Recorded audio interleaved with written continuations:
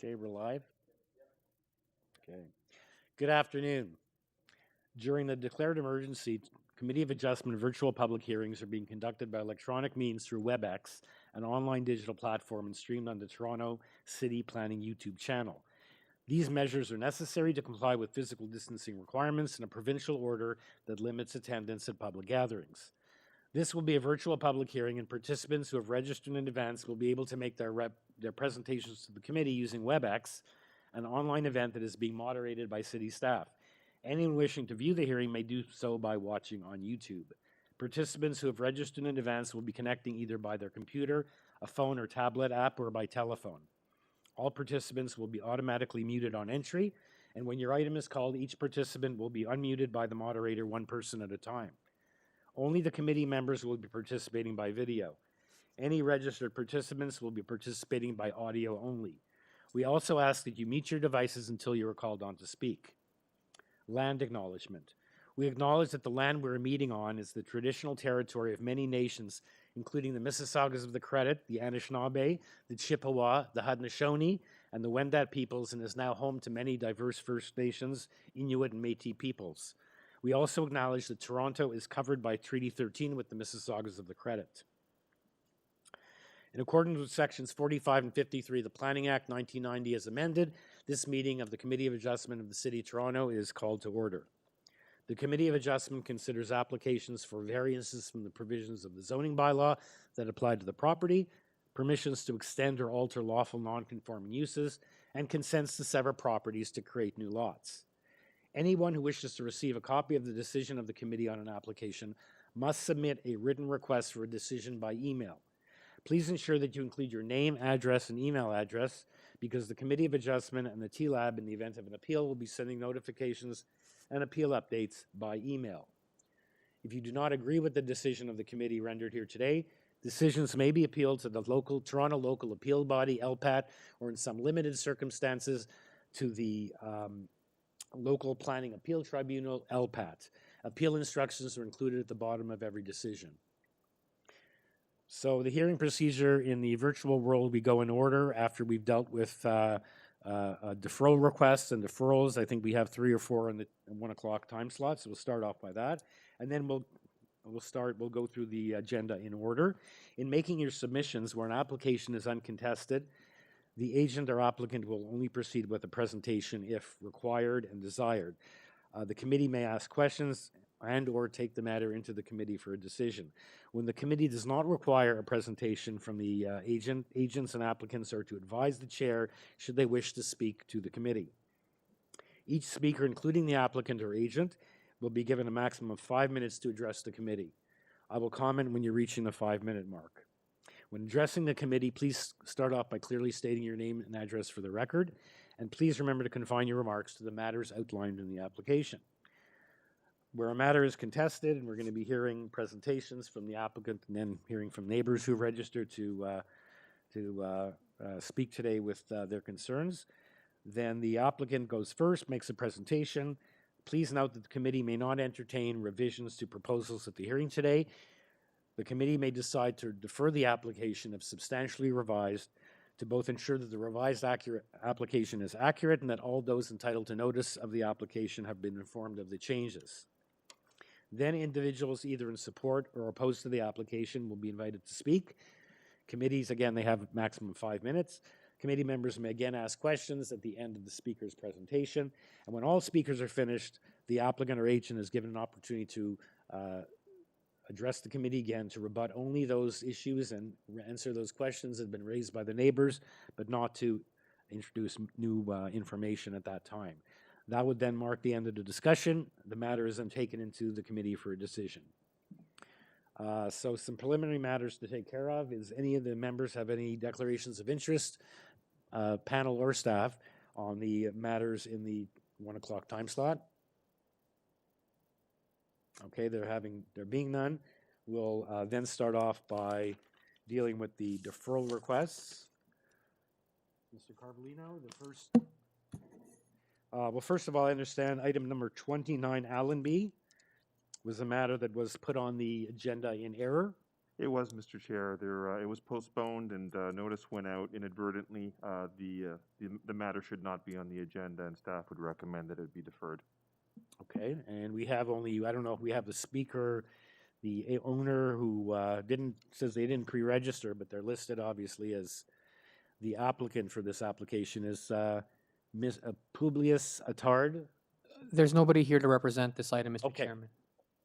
Very good. Okay, so committee members, we just need a motion to defer this application as it was put on the agenda in error until it would be put back on when the application is complete. Any Bellissimo moves? Okay, thank you, Mr. Bellissimo. Seconder for that. Ms. Alderson, thank you. All in favor? Okay, the matter is adjourned. The next item is item number 24, Mr. Carvalino, 48 ARROWSMITH Avenue. Yes, Mr. Chair, you've got a deferral request from the applicant, community planning, and the TRCA. Okay, so everyone's agreed on that. And we have on the line Lena Rodriguez, the agent representing the owner in this application. Yes, good afternoon, Mr. Chairman. Good afternoon.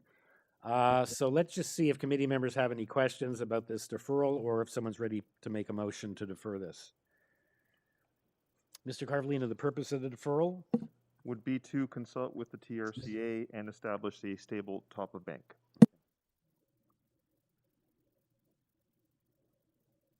That's right.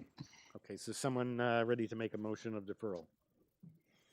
I'm happy to move that motion for deferral. Thank you, Ms. Alderson. Seconder. I can second Thank you, Ms. McCloskey. All in favor? that. Okay, the matter is deferred. Thank you, Ms. Rodriguez. We'll see you here again. The next application, which is one where we've had a lot of interest, we've had over 40 opposition letters. We have 16 people registered to speak this afternoon, is 102 Shaver Avenue North. The applicant or agent is Cameron O'Neill of 2LS Design, Inc. And I understand the matter, this is obviously a very contentious matter for a application for a duplex. And the applicant, let's hear from the applicant to see why we're adjourning this in his own words. Mr. O'Neill? Hi, thank you. Hi, thank you very much for letting me speak to this. We're trying to have city staff redefine or reinterpret their duplex definition to a secondary suite. We've been in contact with city staff as of March 18th, but obviously we don't have enough time to have all the documents circulate to all city staff. So we're looking for a deferral until such time where everyone can comment appropriately. Okay, and just to point out to the public that at that point, the matter would be the subject of a new notification going out to area residents with that possible reformulation of how this application is presented as opposed to being presented as a duplex. Correct? So Mr. Carvalino, we have 16 people registered, obviously with concerns on this. I don't believe we need to speak to all 16 people to canvass just their position on the issue of the deferral. What do you suggest? We speak to perhaps, like, when we're here in person, there's usually people can congregate outside the room. They appoint a spokesperson or a couple of spokespeople, but we don't have that opportunity here in the virtual world. So I see we have someone right across this. What do you suggest, Mr. Carvalino? Perhaps we can have staff unmute the representatives from the community and ask if anyone objects to the deferral request. Okay, so correct. So what we can do is assume that everyone has no objection with the request because there will be changes made and it won't be considered duplex, which a lot of people are concerned with in terms of especially the precedential value, even though we deal with each application. So there's obviously been a lot of concern over this being characterized as a duplex. So the applicant is going to go back to the drawing board and have staff take another fresh look at this application. Just give me a minute, Mr. Chairman. Okay. Unmuting everyone will just take a little bit of time. Right. So all we want to do is have someone pipe up if they, for some reason, are vehemently opposed to this matter being deferred. Okay, so almost actually, no, not yet. Chris Yeah, I stated, yeah. Polo. Mangan. Yep. Sorry, Thank you. I'm almost done unmuting everyone, and then if anyone can answer the chairman's question, just give me 1 second, John Galuzzo. Yeah. Okay. Okay, so Mr. Chairman, everybody who, all the neighbors who are registered to speak who are here have been unmuted. So if you want to ask the question again, or Right, so we have before us this new building type before us is a duplex that the applicant applied for, which is currently not permitted under the zoning bylaw. City staff has also identified some other concerns with the application in their letter of refusal based on a duplex, which the applicant can look at and the neighbors can look at to see what other concerns they were. There were the building height and the depth. There was concerns that they felt it was not consistent with the prevailing character. So aside from the fact that it's a duplex, there were other concerns. So yeah, and forestry has comments on this application as well. Items 2 and 5, which is 5 they would like to be denied. So the matter will be, as Mr. Carvalino and I stated earlier as well, you'll be a re-notification when this application is put back on another agenda. But in the meantime, they're not going to go ahead today. So if anyone has any pressing objection to that, otherwise, that's what's going to happen. So I do have one. Do you want to, Chris Wallace? Yeah, sorry, I do have one question. We live at 98 Shaver, which is the immediate neighbor to 102.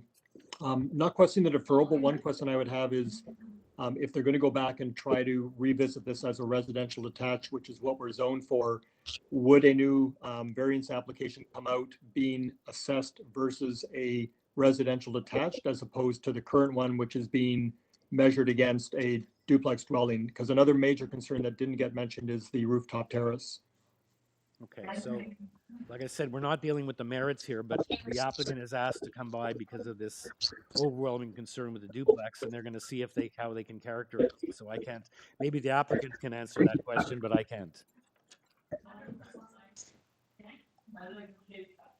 Is Mr. O'Neill? You want to address that? Hi there. Sorry about that.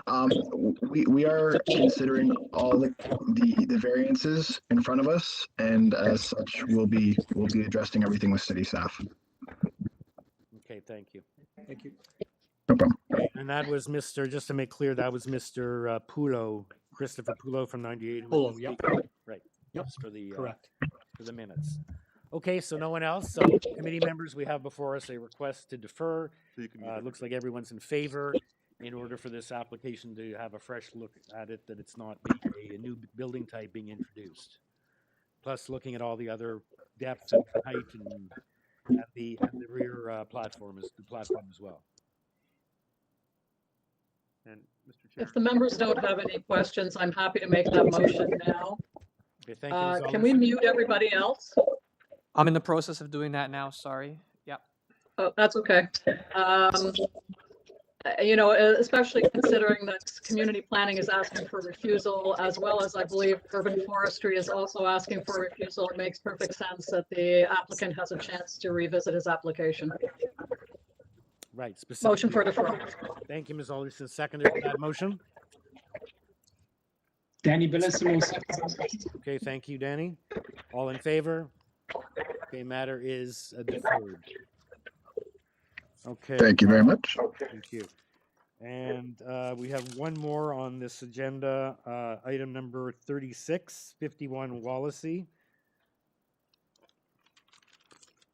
And I understand that the agent on that application is Peter Giordano as the agent, and as well Angela Giordano. I don't know if it's any relation from 48 registered to speak, but this matter I understand needs to be deferred as there's a new height variance based on the revised plan. And I believe it's going to be put on the April 29th agenda. Mr. Giordano? Yeah, yes, that's correct. I don't really know who Angela Giordano is. So I understood when she was dialing in, had the same last name, that she was for a different project. Actually- So that just might be coincidental. Sorry to But yeah, interrupt. we're There is going to be no Angela. There is no Angela Giordano speaking on this item. Okay. And anyway, it's so it's the deferral request. So there's no one else with us here. So I guess this is the issue is I know you had there was some support here as well. And the reason this is being deferred, I guess, is because you're missing a variance, correct, Mr. Giordano? That's correct. The zoning examiner, we went back for an update to clarify. And when they clarified one of the zoning, they added a new one on. And then we were told, they recommended that we should defer because the hearing notice had already been circulated to neighbors. Okay, great. So committee members, we're looking for a motion to defer to the April 29th hearing date.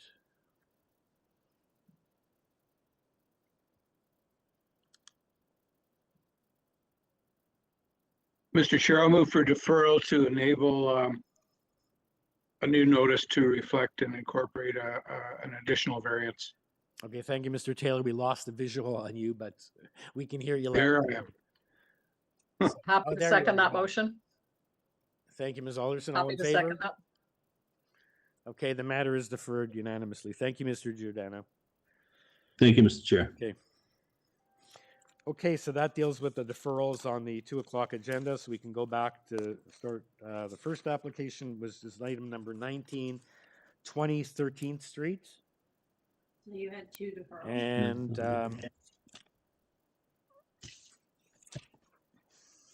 we have one speaker, Kevin Bichard, the agent, and this is an application for a new detached dwelling. The existing detached garage is to be maintained.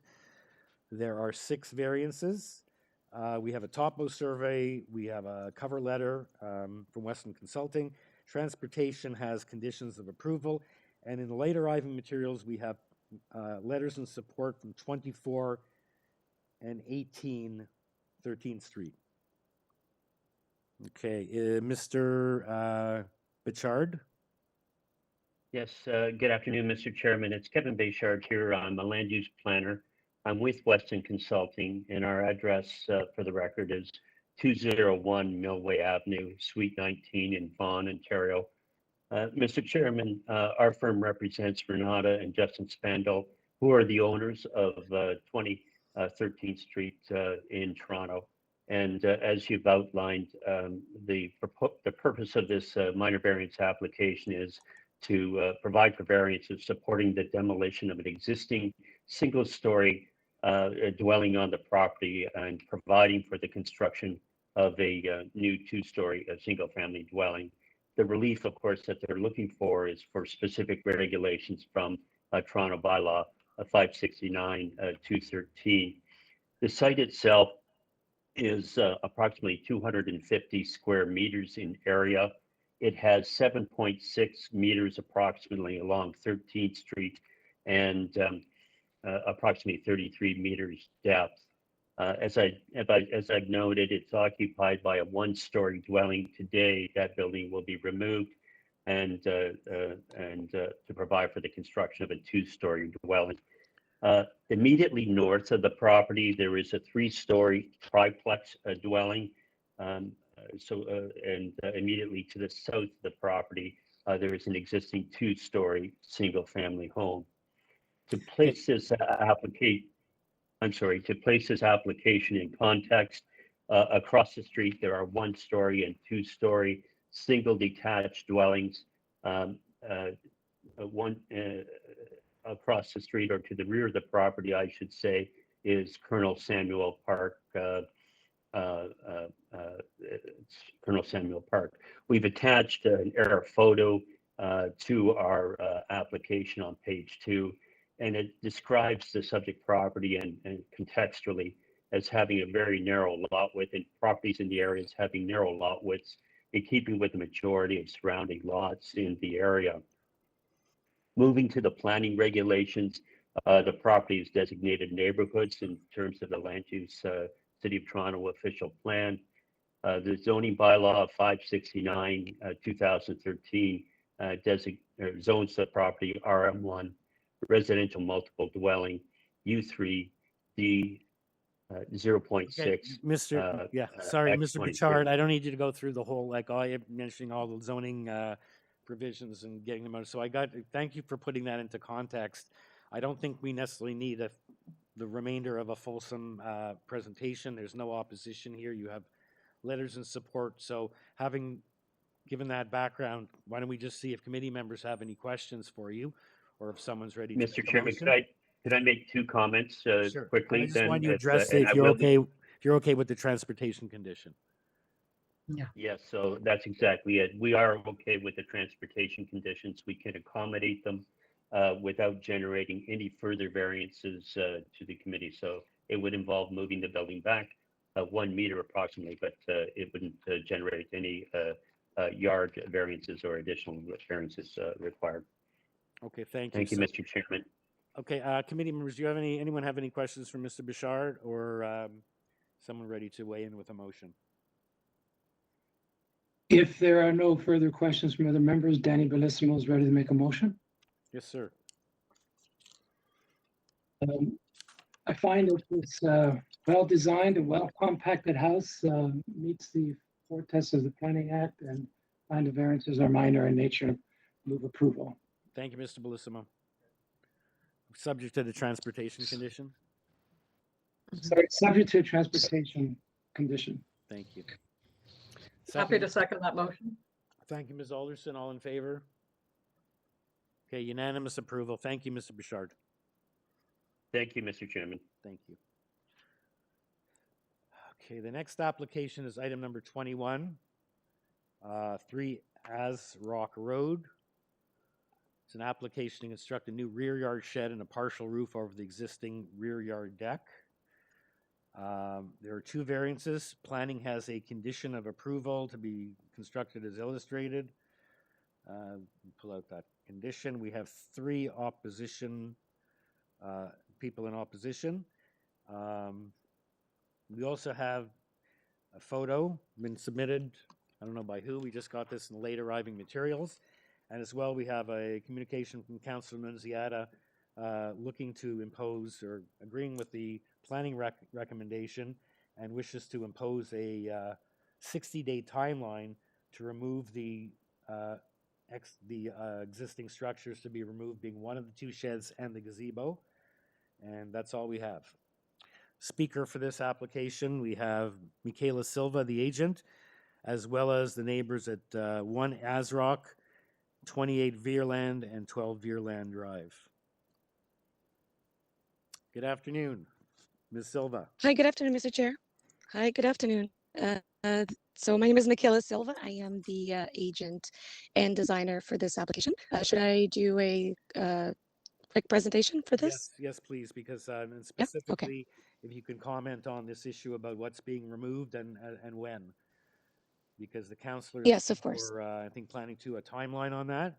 So it's an issue of enforcement. We'd like to hear what your client, what you're proposing through your client. Okay, all right. So I'll go quickly over the proposal. So the application before you is to propose a 10-foot by 10-foot shed and build a partial roof over the existing rear deck. We're only requesting 2 minor variances, as you know. One is for the coverage, where the maximum allowed is 30%, and we're only proposing a 36.11% coverage. The proposed shed accounts for only a 1.64% of the coverage. The existing rear deck that we are partially enclosing accounts for 2.25% of the lot coverage. These 2 variances are in itself minor in nature. We did make changes to the original variances where we increased the soft landscaping in the rear from 40.34% to 45% as per the city planning's request. And as per their report, they no longer have any issues with the proposal. I've had a chance to read the neighbors' letters and their concerns in respects to variance for soft landscaping and the existing water issues, which should be mitigated once we're making improvements in the rear yard by increasing the soft landscaping and removing the existing shed and gazebo that is there. In terms of the height, the issues with sunlight, the shed that we're proposing has a height of 3.51 meters, whereas the maximum allowed height is 4 meters. So the shed height is within the maximum required by the zoning bylaw. And furthermore, it also complies with both rear and side yard setbacks. In regards to the councillor's letter, if the committee wishes to impose a 60-day timeline for the removal of the existing structures, we can accommodate that. Okay, thank you, Ms. Silva. Yeah, so you pointed out, yeah, the only two variances is the coverage and then the 5% soft landscape. But in the planning letter, I'll just point out that they do say that it's an improvement over the existing situation at 0.45. Even though it's less than 0.50, it's only 5% less, and it's in fact an improvement. So that perhaps addresses some of the neighbors' concerns. So let's hear from the neighbors. Good segue to that. Thank you for that presentation. First neighbor we're going to hear from is Suzanne Noga at 1 AZROCK, right next door. Hi there. Hello. Hi there. I've already submitted a letter, but I have a couple of questions and further comments. For variance number 2 for the 45% soft landscaping, I'm just confused because on the south portion of the property, the arrows indicate new sod, but on the north only points to 2 small sections, and I'm not sure if that whole north section is sod. And when they refer to an existing sod area, it's actually artificial turf, and I'm wondering if that can be clarified, if they will be removing that, or what actually we will be going down as soft landscaping. Okay, and then... Yeah, so we'll hear from we'll ask the applicant to respond to that in her rebuttal, and whether the fact that the interlock is considered, that's sort of hard landscaping, so valid to see what exactly is going to be going on here. So the applicant can answer that in her rebuttal. Anything else you'd like covered? Okay, yes. So I just have I want to be clarified because on the first variance for lot coverage, in the site statistics page, they have a requested variance of 36.51, and I don't know, that's what I'm seeing on the documentation, but they didn't include the shed. So I'm wondering about that also. I just want clarification on that. Okay. And I want to further talk about the lot coverage. The shed, the proposed shed, has already been built and is quite an imposing structure. It's right by our patio, a little small patio. We have a corner lot. We don't have any options in terms of where we can actually set up a patio except for that area. It is interfering with our enjoyment of the property. We have this looming structure over top of that little patio. The new, and it also doesn't fit in with the rest of everything around it.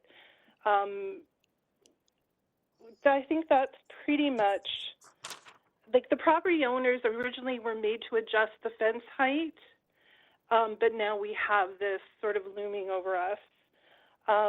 And I'm proposing that rather than keeping this new shed, that the old shed remain. It's a smaller structure at 7.71 square meters, where the new one with the roof cover, like roof overhang, is 10.21 square meters. So there's a 2.5 square meter difference.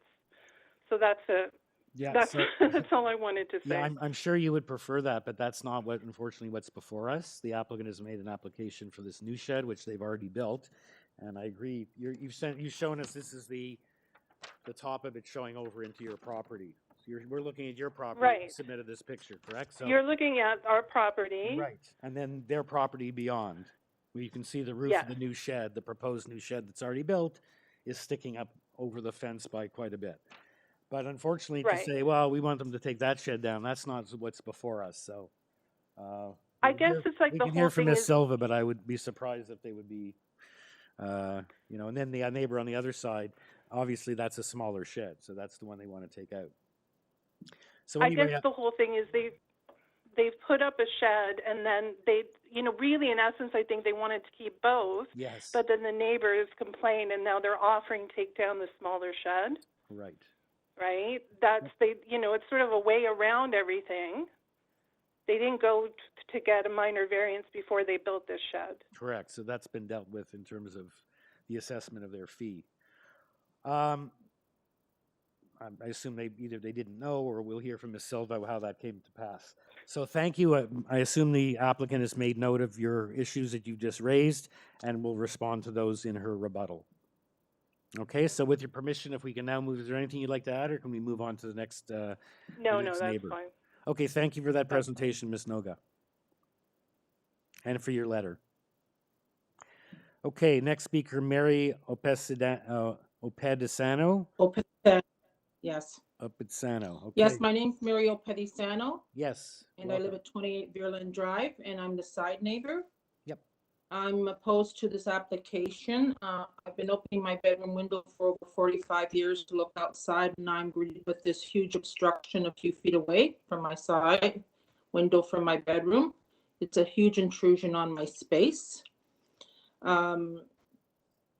The neighbor was gently told when he started to build this new shed that he should check with the city ordinance to see that if it could be built there, that he already has a new shed. He just moved in 3 years ago, and the previous owner had built that shed 3 years ago, which looks like a yard shed with 2 double doors, to yard equipment, rakes, shovels, whatever need be to take care of yard. Now he's built this structure with a garage door. I have no idea what he has to put inside there. I think he's looking for a loophole because he already has a previously brand new shed, which is in nobody's view. It's off to the other corner. It's in my backyard. He's a side neighbor. And it's a huge intrusion of my space to open my bedroom window every morning that I've opened every morning for the last 45 years and see this obscene structure in front of me. I know it's his property. He's more than obligated to do what he's welcome to do. But I mean, the old shed is a brand new shed. Now, why he wanted to build this other shed and find a loophole, he was willing to keep all 3 structures, the barbecue roof, the old shed, and the new shed, because the neighbors all oppose this new shed, which is a huge infringement on everybody.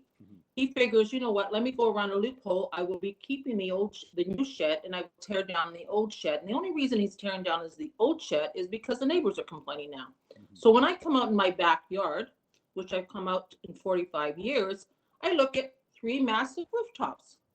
But I'm more than happy to have the rooftop of the barbecue in the old shed because it backs out into my backyard.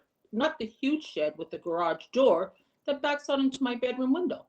That infringes on space, infringes on my enjoyment of light into my property. And he had no qualms when we gently told him that you should reassess this and see this is what you want to do before it's built. But he went ahead and built it anyways. So, and if it's a proposed shed, why is he indicating that it's a proposed shed when he already built it? He shouldn't have been built in the beginning since he already had another shed. And this is not a yard shed he's built. It's a huge shed with a garage door, which I don't know what he needs it for. That's it. Okay, thank you. Thank you for those comments, and thank you for your letter.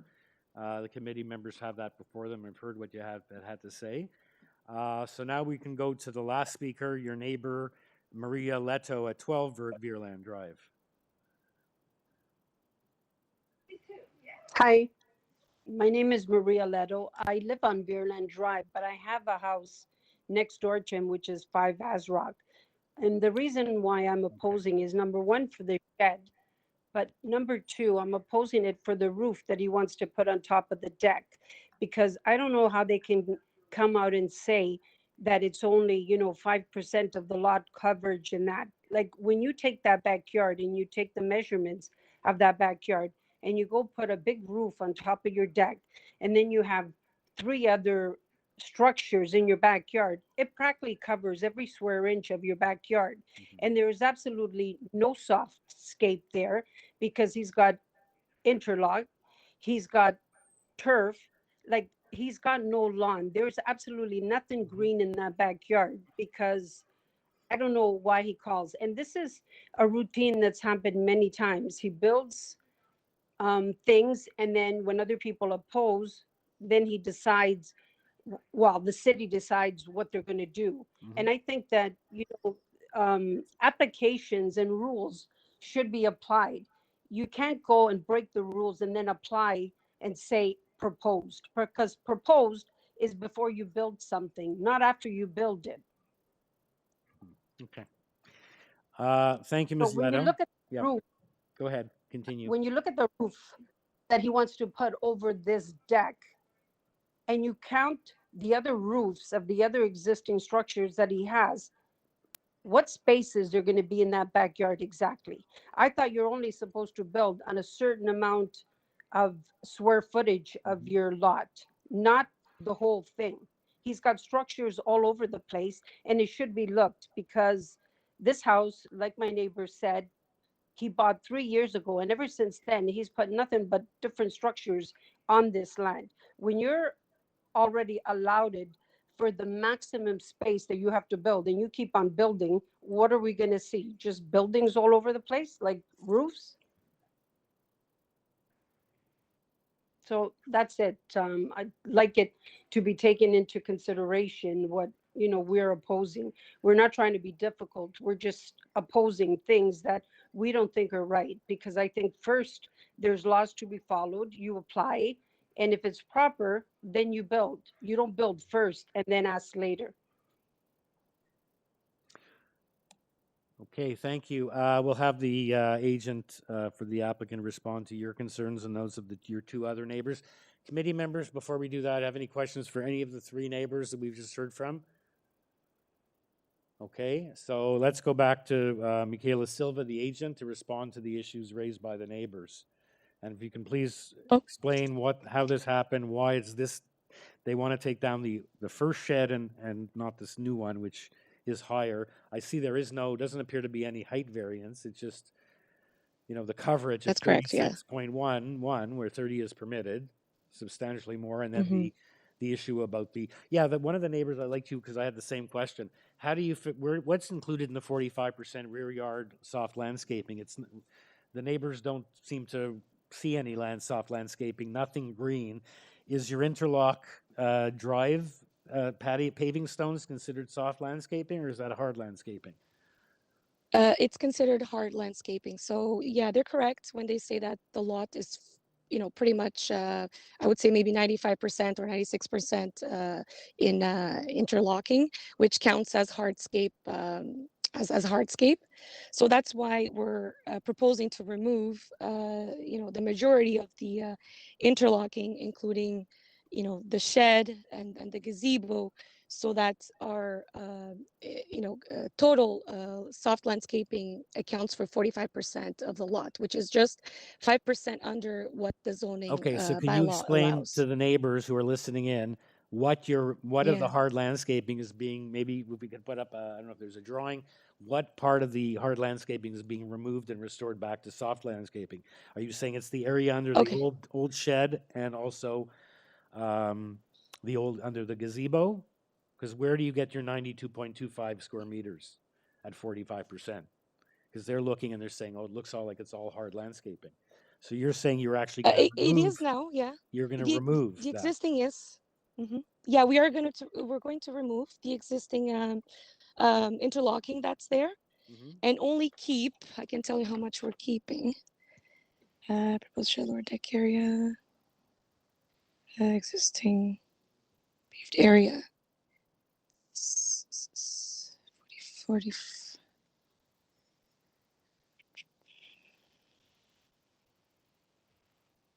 Okay, I don't have the percentage here, but we are removing pretty much, I would say, about 40% of the existing paved area that's there. And yes, by removing the gazebo and the existing shed, it does count for an extra soft landscape area as well. Okay, So the what north side of the, yeah, is it going to be? Sod? Is it going to be planting beds? Is it going to be sod. hedges? It's going to be What sod. It's going to be grass. grass? Okay. Grass. It's going to be all grass. Yes, yes. Including the turf area that they say there's an existing artificial turf. Mm-hmm. I believe turf, as long as it's dirt underneath, is allowed. Well, But my client wants to completely remove it and just do everything in grass. well, you can yeah, you can because I don't believe astroturf type carpeting is considered. It doesn't allow water to permeate, and it's considered hard landscaping, not soft landscaping.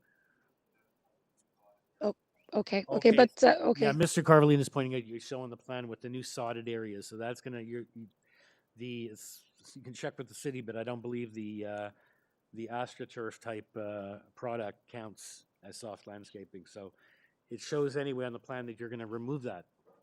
I can't see it that clearly, but so in other words, you're going to comply. I didn't say remove it, but we're sodding everything. Sodding everything with soft landscaping. Whatever the city considers soft landscaping. Which most likely will be grass in this case. That's what my client plans on installing. Yes. Okay. Yeah. So the only hardscape areas. Sorry. Go ahead. So I just want you to. So I asked you to cover those areas, but if you can please also, I don't want to interrupt you responding to the other things that were raised by the neighbors. If the height of the structure doesn't seem to have a height variance, but it does. But you can see it over the fence. Yeah. That's exactly what. Yeah, the shed does not have a height variance. I mean, we're 0.49 meters below what the zoning bylaw allows. So we could even go higher, but we decided not to with the shed. And they did mention something about the neighbor at number 28 Veerland mentioned something about the shed being in the way of her windows. Like again, when she opens her window, she's looking into my client's backyard as well, right? So my client has no privacy in that way too. If she's bringing that up, I mean, what she wants to look at into my client's backyard, because her property is 3 feet higher than my client's rear yard. So even their rear deck overlooks my client's entire backyard, and you can see that from some of the pictures that they've submitted, some pictures that they took from the existing backyard, the hardscape and the shed. You can clearly see that they can just stand on their deck. You can see half of their body up. So my client has no privacy in that regard either. And again, the shed height, complies with a bylaw. Same thing as, the location of the shed, the side yard setbacks, the rear yard setbacks, all comply. And the only reason we're coming in for for permission to keep the shed is because of coverage, because it is it goes over in the allowed coverage and the soft landscaping for this property. Okay, thank you. You're Committee welcome. members, any further questions for the agent or for the neighbors, or is someone ready to weigh in with a motion? I have a question. I must admit to being a little confused myself when I initially looked at the configuration of the backyard. The shed that's being proposed is actually built. Is that correct? Yes, it is correct. Because when I was retained to do this job, I met my client in late July, and she had mentioned that she had intentions of building the shed. It was for her dad, during the lockdown, for her dad, to use it as a hobby, as a workshop. And that's why she had intentions to build. So she said, you know what, do the drawings, put in the applications. And I only found out the shed was built when I applied to committee of adjustments. So is this being used as an office? Was it you being, No. because it is a large structure, was it being used as an office during lockdown? Is that like no office. No office. It was going to be used as a workshop or just storage for workshop. Yeah, because they were going to remove the existing shed that's there. So, they have to find now room storage to put in the rakes and, the lawn machines and all that. So that's what it's going to be used for. And the other two structures are going to be taken down. Is that correct? They're going to be taken down, yes, to allow for more soft landscaping in the rear yard. Okay, because it was looking a little cluttered when I looked at it. Yes, yes. Okay.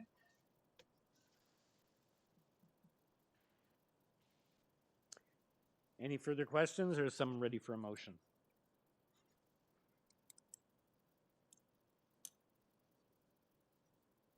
And remember, we do have a planning condition with respect to the rear yard soft landscaping to have it constructed as illustrated on the architectural plans on file. And the councilor's suggesting that the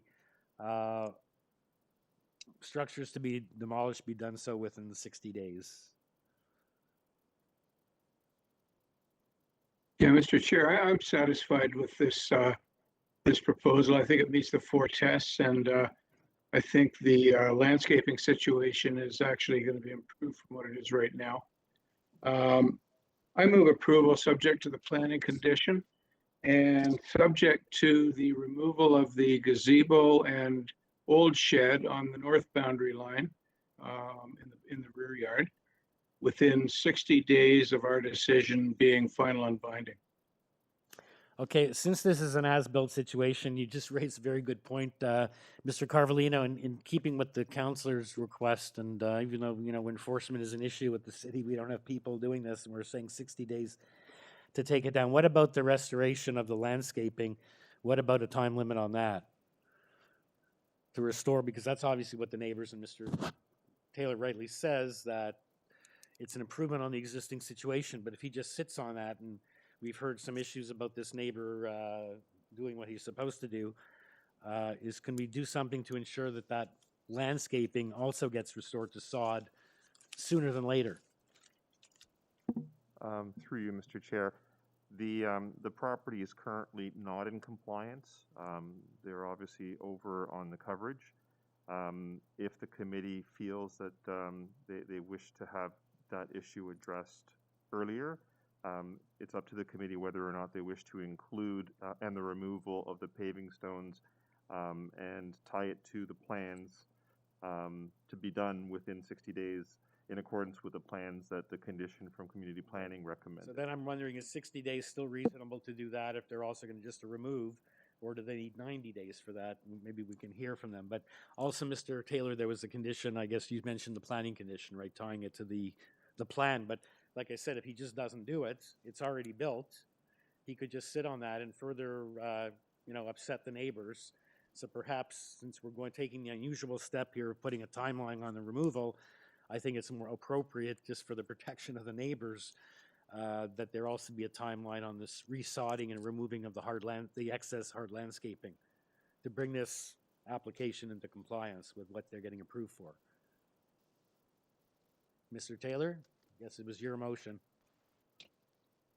Yeah, I'd be quite content to agree to an amendment to my motion to include the reinstatement of soft landscaping, again, within 60 days of our decision being final and binding. Okay. So that would be after the appeal. Who that is. Yeah.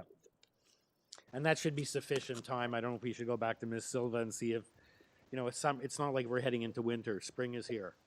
So that would be the time. Mm-hmm. Yeah. Mr. Silva, is that okay? Is that acceptable for the? Yes, it is. Thank you. Okay, thank you, Mr. Taylor. Yes.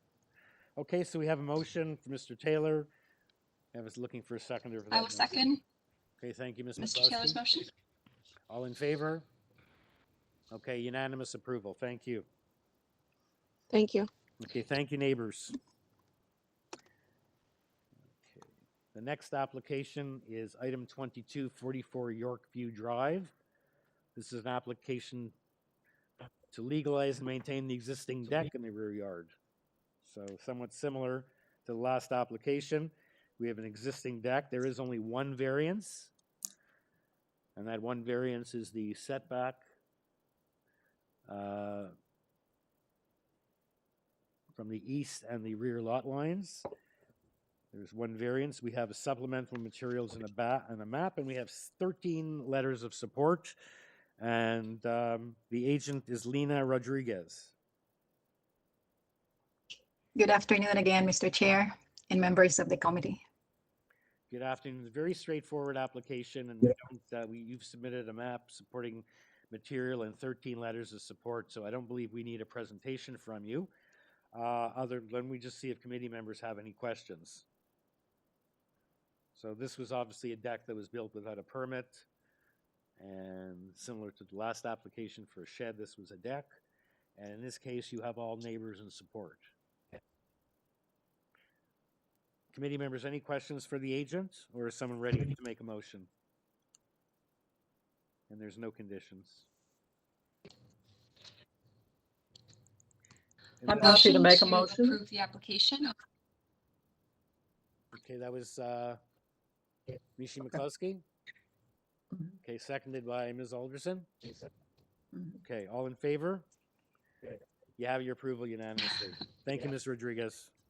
Thank you very much, everybody. Thank you. Okay, item number 23, 44 Badger.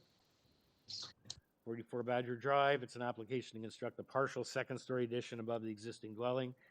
There are only 2 variances, and we have 0 communications other than the materials filed with the application, plan, survey, and location map. We have nothing whatsoever.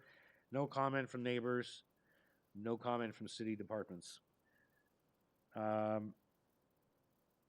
Andrew Kells is the agent. Mr. Kells with us?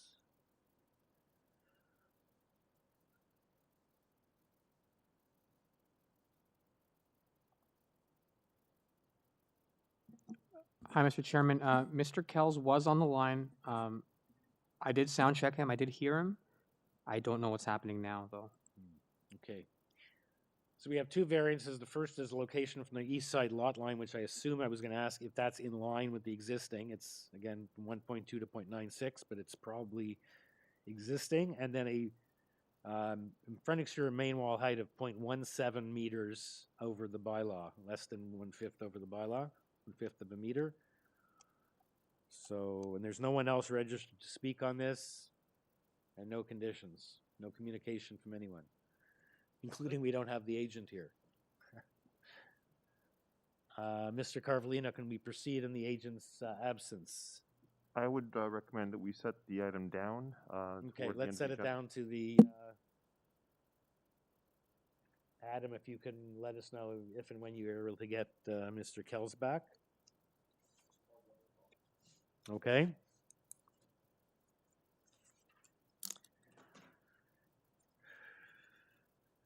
Okay, and so let's move over to item number 24. Oh yeah, 24 has been deferred. Sorry, 25 has been deferred. So item number 26.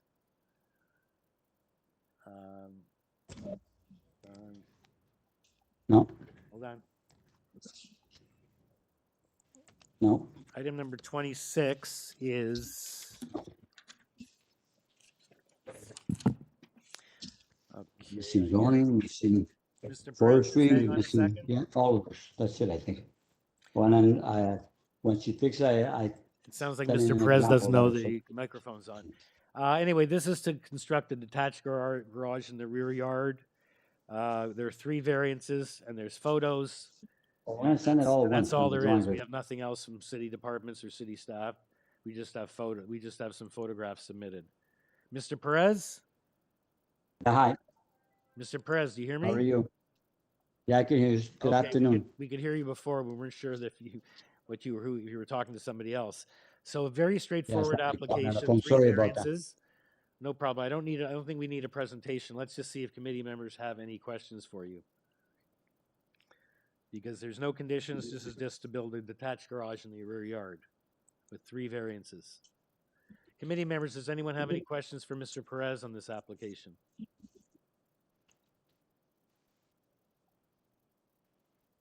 Okay, if there are none, is someone ready to make a motion? Mr. Perez, is there anything you'd like to add? No, it's a simple garage and we can't comply with that variance because it's so close to the house and the property lines. So we can't do any better than what's there, Okay, and what we're there's, proposing. in terms of the height and the floor area of the ancillary building? Okay, The does height. anyone have any questions for Mr. Perez?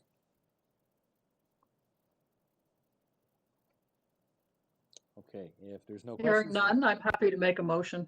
Thank you, Ms. Alderson, please do. It's a relatively straightforward application. I believe it meets the 4 tests, and I move to approve. Okay, thank you. No Kenny conditions. Bellissimo seconds the motion. Thank you, Mr. Bellissimo. All in favor? You have unanimous approval. Thank you, Mr. Perez. Thank you. Thank you. Thank you. Okay, our next application is item number 2714 College Street. It's an application for a new detached dwelling with an attached garage. We have revised notice and revised plans, and we have, perhaps we can get up on the screen, a revised zoning notice, which eliminates several of the variances, variances 1, variance 5, variance 6, and revises variance 4 downward. And the applicant for this is Oris Stoyanovsky, the agent. Yes, I'm here. Okay, and there is a urban forestry requesting conditions 2 and 3 on this application. So we have the 3 variances. Sir, would you like to just explain? You've gone through, we have the revised notices on the, so you've made revisions here? Yes, sir. We had some comments from planning department, and with respect to those comments, we revised our application to decrease the garage and avoid a couple of variances. We think it's really minor in nature and would like to ask for your approval, as well as planning has no objection. Yes, and I note that transportation had a concern, but there are no longer any transportation-related variants since you've deleted variance number 6. So they have no correct. to say anymore. Okay, committee members, do you have any questions for the agent, or is someone ready to make a motion based on these revised plans? A question by Danny Bellissimo. Is the applicant aware of the forestry conditions? Yes, sir. And you're fine with it? Okay.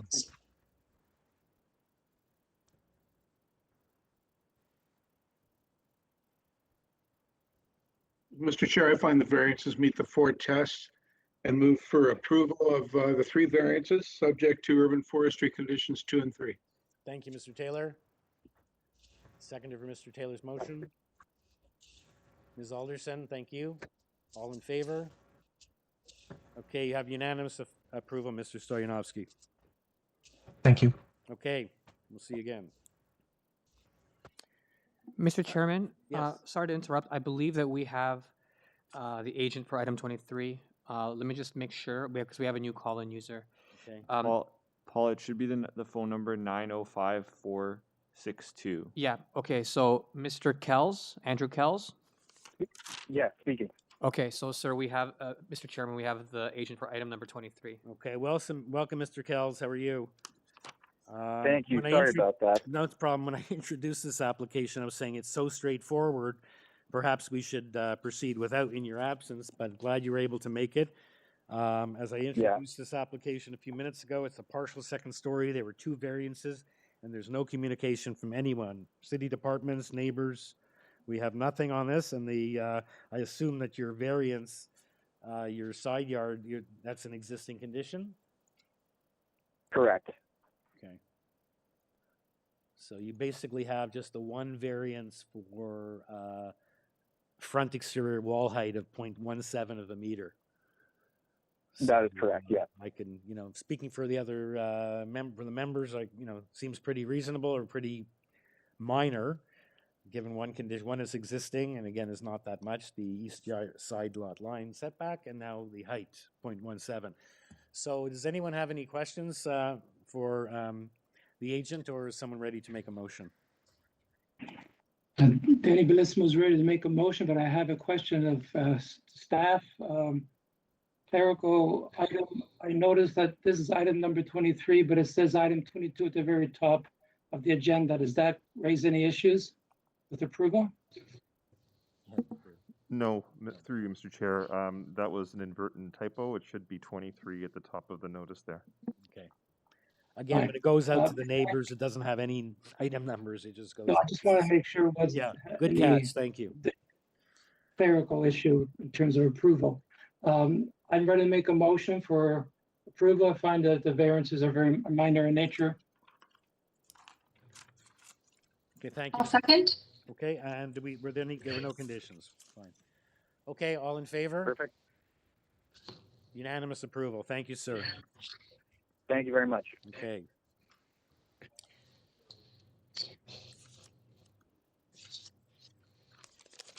28. I think we have something additional here. No. Okay. In any event, let me introduce this application because it's item number 24, 48 ARROWSMITHs. Sorry, 28. That's right, because we were at 23. I got to pop over to 28 again. 1 second.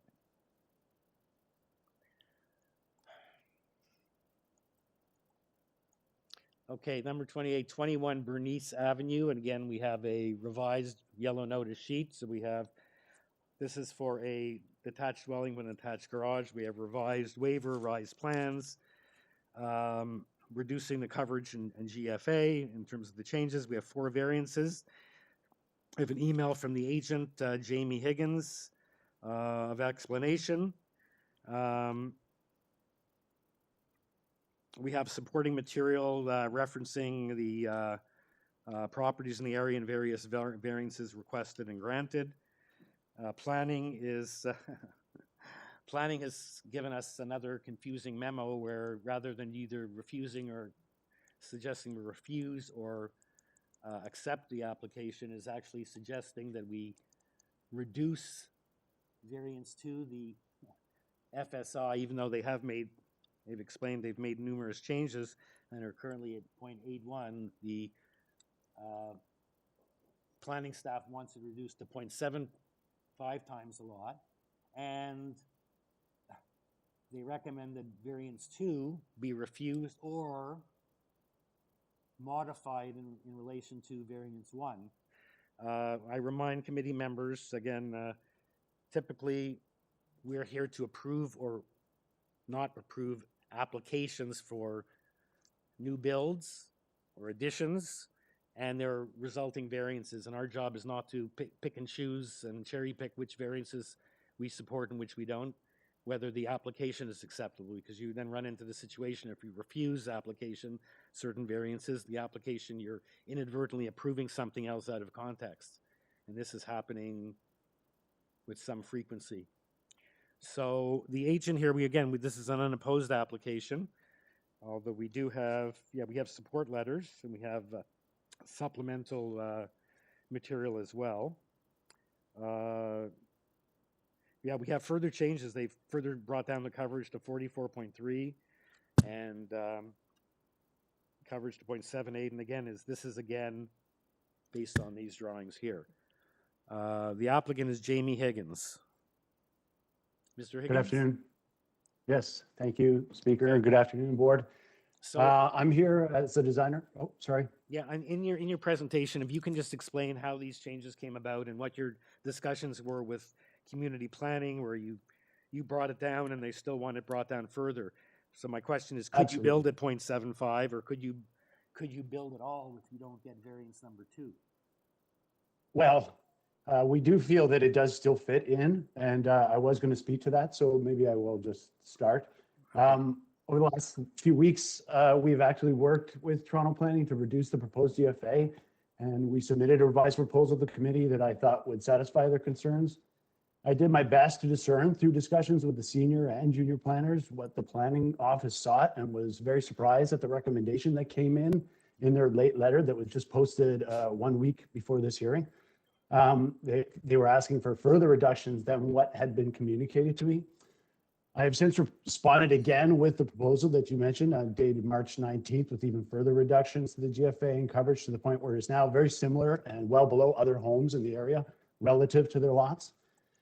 I've since learned from community planning director that there's a shortage of planners in Etobicoke at this time, and there's been a number of cases recently that have played out in a late sort of scrambled timeline as we were put through with not enough time given for consultation prior to the hearing date. Now, the reasons I've detailed those discussions and timelines is that my clients preferred not to have to defer their hearing today due to the planner's findings, but they did a very good job reviewing the plans with all their immediate neighbors, and they have their full support with several letters on file. It is our hope that the board members will be understanding and open to the latest reduced proposal that we believe, contrarily to the planner's hasty recommendation, fits perfectly within the current context of development that's happening on the street and the neighborhood at large. So with that, I'd like to just ask you if someone could pull up the supporting material I submitted on March 22nd. It has some maps that I'd like to refer to.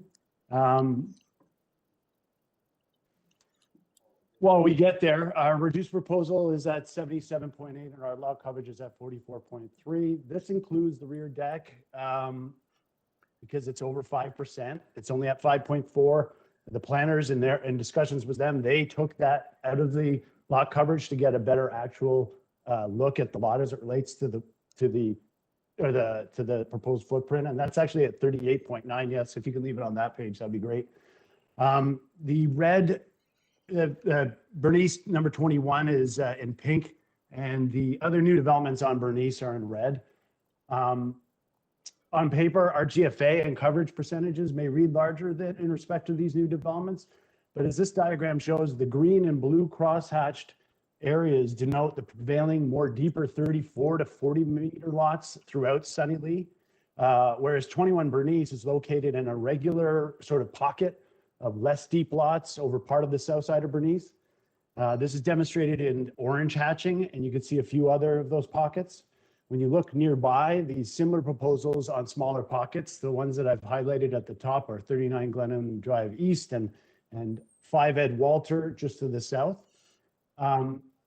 They were granted slightly higher GFA and coverage percentages relative to the streets and other ones due to the fact that they are on a smaller street and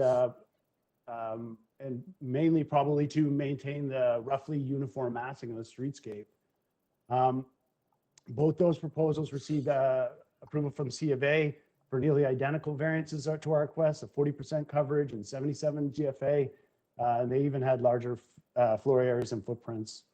There are also multiple examples throughout Sunnylee of other shallow lot pockets at 32 Kirkbrayden West, had 40% coverage, 77 GFA, and 10 and 12 Reed Manor, both granted GFAs above north of 80%. So within a 500 meter radius, there's been 12 properties that have greater to our GFA approved. So that's why I was surprised by the planner's recommendations of get to 0.75 or be refused. I believe that the planner's office recommendation did not fully assess the proposal and the recommendation as it relates to the neighborhood, and that 77% GFA is not uncommon and should be considered minor given the reasons stated, and that the proposal captures the intention through both the similar successful precedents and contextually within the neighborhood and on an evolving streetscape such as Bernice Avenue. Okay, thank you, Mr. Higgins. Good timing also. I'd just like to, I share your concern. And so this memo is dated from staff March the 15th. You said, in fact, it was only posted when? Well, it was posted late on the day, March 15th. So that was Monday last week. So I opened it first a week ago. Okay, and I suggest to you that if you don't get the, if you would be refused the variance number 2, there's no point having variances 3 and 4, is there? Because it's out of, it would just be unrelated to anything. So again, this is not the first time we've seen this, and I'm going to go on record that I'm going to be discussing this or to set up. I've advised staff on a few other occasions to please speak to the planning department when someone seeks to reject only one variance. Last week we had 9 variances. They wanted us to refuse the GFA, which means you couldn't build anything else without the GFA, but yet they would have had 8 other variances that were just granted out of context. And that's just plain wrong. So if the committee saw fit to deny your lot coverage, your 0.81, and not give you that, then the whole application would fail, and that's what the application should have said. The planner could still mention in the body of the memo that what they're really concerned is X, Y, and Z. But when something major fails, the whole application has to fail. We're here to approve applications, not variances. So thank you for that, sir, for running through that. And also, you would agree, can I just confirm that out of your 44.3 times coverage, 5.4 of that is the deck? Is that correct? 5.4 of that is the deck, correct. Okay, thank you. Okay, let's open it up, see if committee members have any questions for you or if someone's ready to make a motion. I have one question, and since I have intimate knowledge of 58 Bernice Avenue, since that's where my sister lives, It is not a new home. So that is, I just want to clarify that it says new homes at 58, and it's not a new house. It was renovated and there was an addition put on, but it's not a new Right. home. Okay. Just an FYI. Okay, thank you for that clarification. Any other comments, or would you like to see if any other members have questions, or if we're ready for a motion? Yeah, I guess it's a question. I just want to make sure we're all dealing with the same proposal here. It's the second revision page that came subsequent to the original package of material, where the applicant has in fact reduced the FSI to 0.78. Yes, 7.8. Yes. Yes. Correct. It was March 19th, the second. It's the one we had on the board, right? The highlighted plan? Yeah. It's, yeah, that looks like it right there. Yeah. Yeah, that's the one. Okay. Yes. So I'm going to make a motion addressing what's on the screen right now. And I find the variance requested to be in keeping with the 4 tests under the Planning Act. Just a comment, I echo the chair's comment about the unworkability of the planning department comment. We can't look at one suggestion outside of the context of everything being proposed here. So I'm going to, I'm not considering the planning comment on this. Move for approval of the second revision page, subject to urban forestry condition 1 and 2. Thank you, Mr. Taylor. Seconder for Mr. Taylor's motion.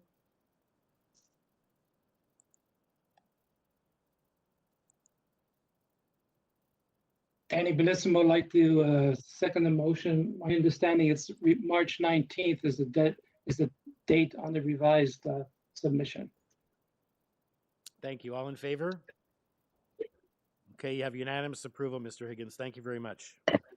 Thank you. Okay, our next application is 14 Kingsway Crescent. It's an application to construct 2-story rear and south side additions and a 1-story north side addition. The existing attached garage will be demolished and a new attached garage will be constructed on the south side of the existing dwelling. There are 5 variances. Hold on. We have a revision up on the board. Again, it's nice to see these revisions because it just shows that applicants are working with staff to change them before they even get to us. So this one, the floor space index has been revised and the length has been revised. We have a previous decision from November 2020. We have urban forestry requesting conditions 1 and 2. And planning has a condition of approval, tying it to the revised site plan regarding the building length and the rear yard setback, and transportation has no objection. Mr. Romano is the agent of this application. Good afternoon, Mr. Romano. We have your supporting materials and presentation materials here. Perhaps we can get that up. Thank you, sir. Screen. Yep. And this is unopposed, so you can be brief in your presentation. If you'd like to. So this is an application that involves a building addition, and you'll see that within the footprint of the building, there's a broken line that shows the existing dwelling. And what you'll see in terms of the 18.08 meters in terms of building length is only for the first floor. The second floor built into the roof line is smaller. It's 14.57 meters. And to the left or the north on this site plan is the rear yard. And you'll see the existing rear yard setback is currently deficient, and the proposal is to add a 1-story addition, which will reduce that rear yard a little bit as well, to 5.73 meters. But that really is functioning as a side yard for this corner lot, as we're looking to maintain all of the vegetation and the landscaping that's along the Kingsway Crescent and the Strath Avenue portions, including the mature trees. And the driveway width portion is only adjacent to the dwelling. You'll see that in in a hatched shape just in front, I guess in between the dwelling face and the Strath Avenue, or the right-hand side of, that's the driveway width variance is only in front of the garage door. Otherwise, the driveway beyond is actually currently wider. So I've shown some photographs to illustrate what is existing and what is proposed, and you'll see that the integrity of the architectural style and the physical character is being maintained, and all setbacks, building height, in terms of side yard setback, front yard setback, everything else is being maintained. So I would submit that the staff recommendation to tie it to the site plan is appropriate, and that there are no adverse impacts or results from the proposal. Satisfies all 4 tests. Okay, you're Subject to okay. any questions, sir? Right, Mr. Kamrami, you're okay with the urban forestry conditions 1 and 2? Yes, those are standard, and those are fine. A lovely Tudor style home. It looks like your client's going to maintain this just by doing an addition. Yes. So I'm sure that's why we have no neighbors weighing in. I'm sure everyone's happy that you're keeping the this beautiful home intact with an addition. Committee members, any questions for Mr. Romano? Is someone ready for a motion? We have the staff condition and urban forestry. I'll move to approve the application, subject to urban forestry's condition and planning's condition as well, tied to the site plan. Thank you, Ms. McCluskey. Seconder for that motion? Danny Bellissimo seconds the motion. Thank you, Mr. Bellissimo. All in favor? Unanimous approval. Thank you, Mr. Romano. Thank you kindly. Enjoy the rest of your afternoon. Okay, we will. You too.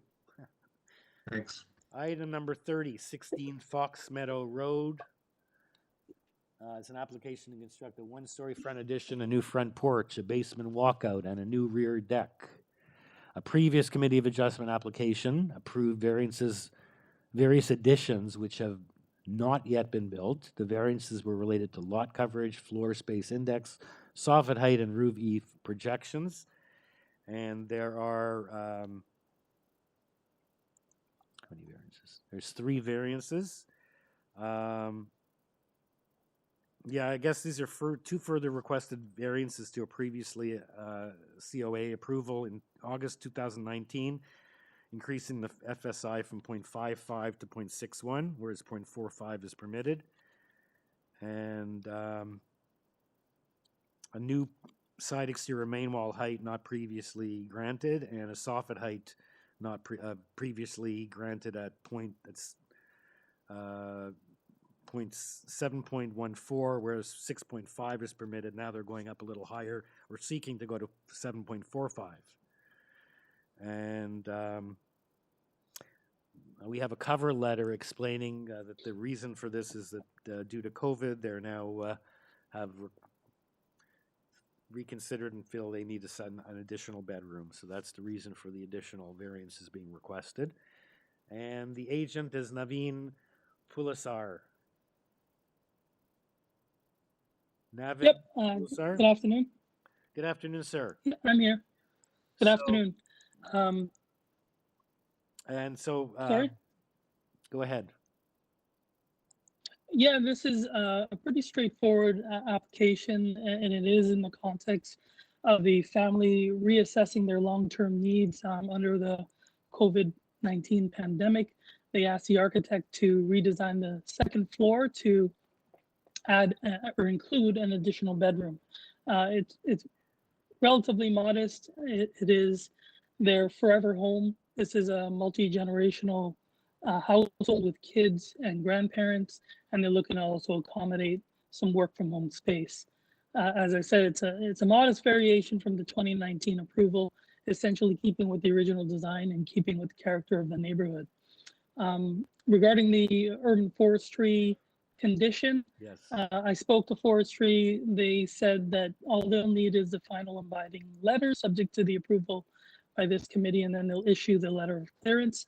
It's really just a formality because the permit and the tree protection measures are already in place, and it's really just to tie things up from their end because there's no proposed change to the footprint or the impact on the, right. excuse me, on the tree. Yes, so the urban forestry doesn't change from August 2019 approval. It is what it is. That's already been covered under your previous approval. So it's just, I outlined the two changes, the additional variance and the small increase in the FSI. And again, we have nothing, we don't have committee or any government city departments or neighbors in with issues on this. So committee members, let's see if you have any questions for the agent or if someone's ready to bring a motion. Danny Bellissimo has a quick question for clarification. Go ahead. I'm looking at the second floor plan. Is it the master bedroom? That's the one you're talking about? It's not clear on the plan. Oh, sorry, I don't have it in front of me. I apologize. I need to get it in front of me.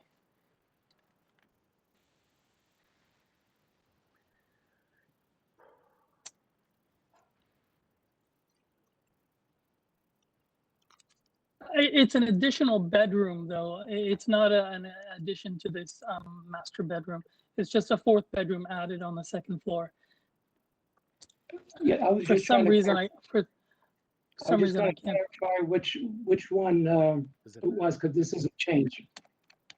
So you can't tell me which of the bedrooms. It's in the front, correct?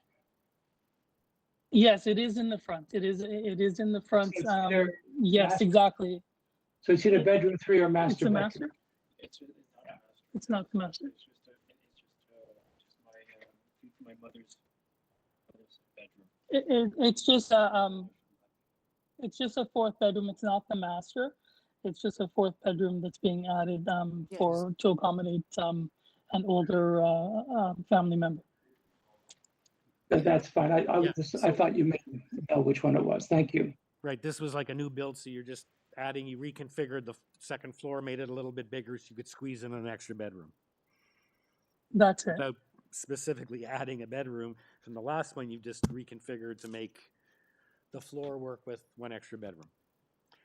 And like I said, we only have the urban forestry, which is existing from back in 2019. Any further questions, or is someone ready to make a motion?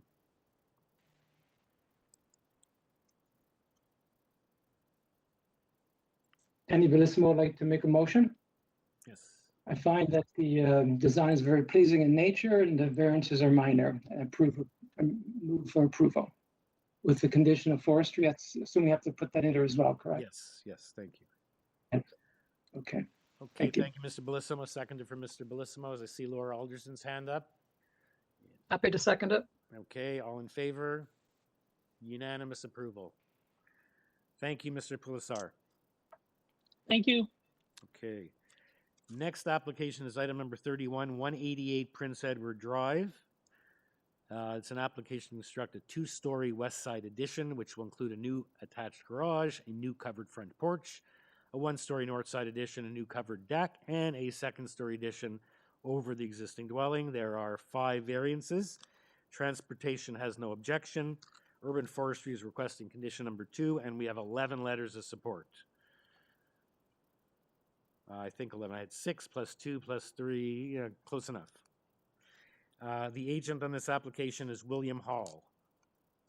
No one else but the agent registered to speak on this. Mr. Hall? Hello, it's Bill Hall here. Sir, very straightforward. I just introduced the application. You have transportation is okay. There's no conditions, no neighbors weighing in with comments. So would you like to add anything, or can I just see if committee members have any questions for you? Nothing specific to add. I think I agree, it is a fairly straightforward what we're trying to do, and I believe it does meet the 4 tests. Okay, let's see if committee members have any questions, or if someone's ready to make a motion. Just a quick question. You're fine with urban forestry condition number 2? Yes, absolutely. Okay. In that case, I'm prepared to go ahead and make a motion. I believe it meets the 4 tests under the Planning Act. It is minor in nature and desirable, and I so move. Thank you, Ms. Alderson. Seconder for that motion. Mr. Sorry, with urban forestry condition number 2. And Mr. Chair, I'll second the motion just with a sort of a bit of commentary. There was a caution suggested by transportation that the garage being only 2.05 meters from the Sunnydale Drive right of way, that any vehicles parked on that driveway, they would automatically encroach on public property and would be subject to tagging and towing. So that's not a condition, but just sort of a reminder if the applicant isn't aware of that. So I second the motion. So it's sort of an advisory comment, I guess we could call it. That's in their Yes. memo dated March the 9th. Has the applicant seen those comments from transportation? Yes, we have. Okay. All right, good. And if I may respond, we are rebuilding the garage. We are improving the situation by a foot, but to be able to literally park on our property, we would have to basically push the garage right to the other lot line. So it's an unfortunate situation, but it was built into the existing structure. Okay, right. All right. So there's that comment in the advisory comment. Okay, so were we in the middle of a motion? Cautionary tale. We were in the middle of a motion. I think your motion and Mr. Taylor had mentioned that in his seconding that. Is that correct? That's correct, Mr. Chair. Okay. That's so correct, Mr. Chair. All in favor? Okay, unanimous approval. Thank you very much. Thank you, sir, Mr. Hall. Okay, so now we're on to item number 32, 56 Battersea Crescent. It's an application to construct a new detached dwelling with an attached garage. There are 4 variances to the zoning bylaw. We have the applicant have an email confirming the reduction in the length and lot coverage. And I think that's all we have. We have no. Hi, my name's no conditions. And the agent on this application is Amritpal Basal, and we have a speaker, the next door neighbor at 54 registered to speak. So first we'll hear from the agent, Mr. Bensal. Hi, good afternoon. Good afternoon. Yeah, my name is Amritpal Basal. I'm the agent for this project at 56 Battersea. We do have 4 variances that are proposed. The first variance that we have is to increase lot coverage to just under 36%, or the allowable is 30%. The first floor above established grade is required to be 1.2 meters. We have it at 1.35. We also, the building length, we have it at 17 meters, where permitted is 18 meters. We have 17.81. Yes. Right, not 18. Oh, sorry, the minimum. The building length? Sorry, yes, 17.81, correct. Yes. I'm reading the wrong thing here. And the last variance we have is for the side yard reduction, where the required is 1.8. We have 1.52 on one side and 1.2 on the garage side. Right, that's very we have spoken with and worked with the planning staff to eliminate some of the variances that were originally requested, including a reduction in the lot coverage. Okay, so why don't we, let's see if committee members have any questions for you.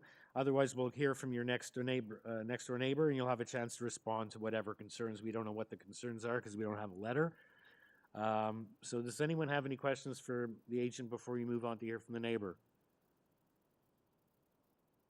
Okay, so let's hear from Maria DaCosta at 54 Battersea. Hi, good afternoon, board and chairman. So my one concern is mostly the side yard setback on the garage side, so the south side, requesting 600 mil encroachment on that variance. So we're going from a single-story house to a 2-story home. That is my main entrance that I use and my husband use for the home. So having such a large structure now encroaching additional 600 mil, I feel is just going to be a little bit overpowering, especially since the height is being requested slightly higher.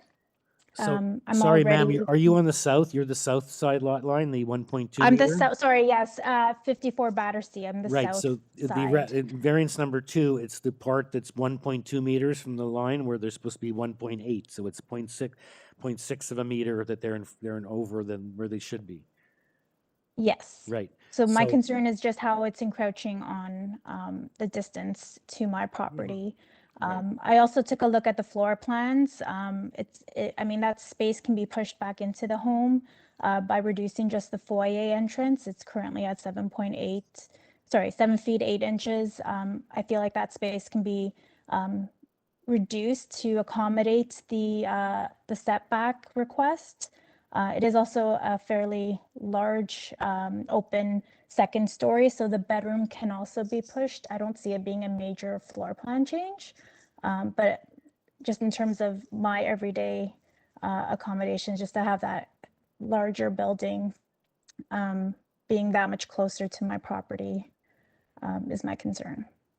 Okay, so 0.6 of a meter is what, about a foot and a half? Just under 2 feet. Yeah, and I see it on the other side, it's a little less, so I guess the question is, why isn't it, if there's going to be a shortfall, why isn't it shared exactly between the north and south sides? Perhaps we can get the agent to respond in his rebuttal. So that's your concern, that it's a little bit closer. You would prefer, obviously, to see it at the 1.8 as opposed to the 1.2. Correct. Okay. Any other concerns?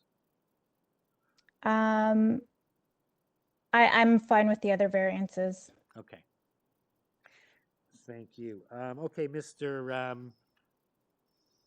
Bansal, can you please respond to the neighbor? You know, I see that you have some side yard setback on both. One side it's 0.3 and one side it's 0.6. I assume there was a reason. Yeah, so we were yeah. Yeah, so we were trying to keep 1.5 on the north side, just so we can get a little bit more windows there because we got more important spaces on that side.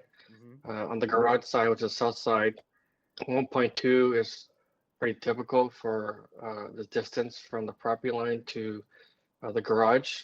I will note that the building does step back beyond the garage quite a bit to 2.83 meters. Right, okay. So the massing is only just on the garage side only. But it steps back again after the garage to be more in compliance. Exactly, way more than the permitted. Okay, committee members, any questions for either the neighbor or the applicant, the agent, regarding this issue? Quick question, Danny Bellissimo, with the question for the agent.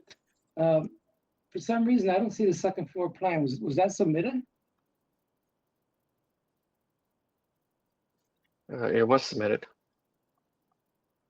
Does anyone else see it? I only see the basement and first floor plan. I see Does the basement, ground staff have the floor. second floor plan? Yeah, it's not attached. Show us.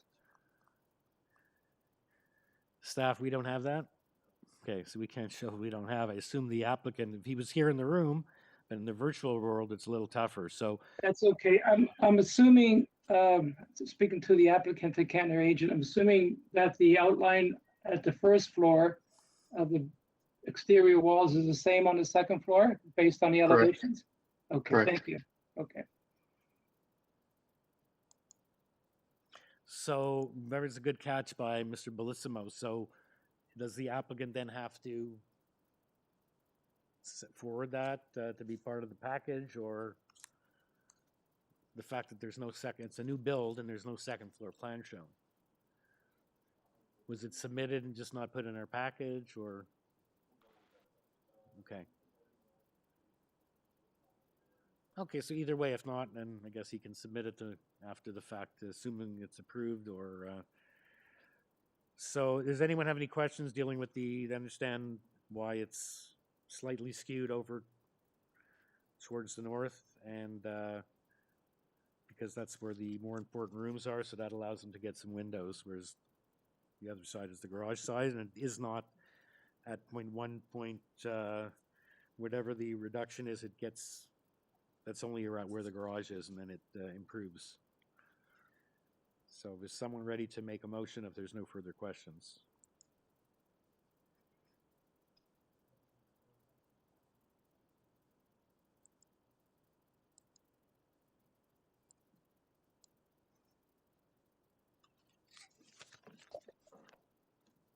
Yes, John Taylor, I'll make a motion, Mr. Chair. First of all, a comment on, even if the side yards were made equal and they were 1.36 on both sides, that's only about a 6-inch difference between the 0.2 proposed. So I don't think 6 inches is material. I think the variances meet the 4 tests, and I move for approval. Thank you, Mr. Taylor. We have a seconder for Mr. Taylor's motion. Ms. McCluskey? All in favor?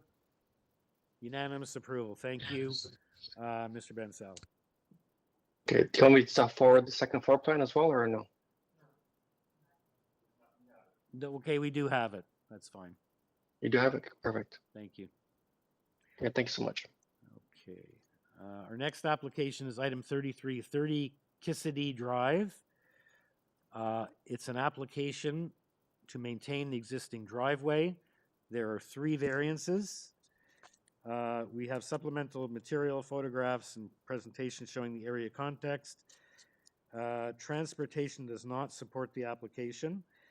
We have late arriving materials. First of all, we had a withdrawal of the letter of objection from 26 KISKADEE, and as well in the further late arriving materials just arrived today, we have 4 letters of support from 23, 28, 29, and 35 KISKADEE.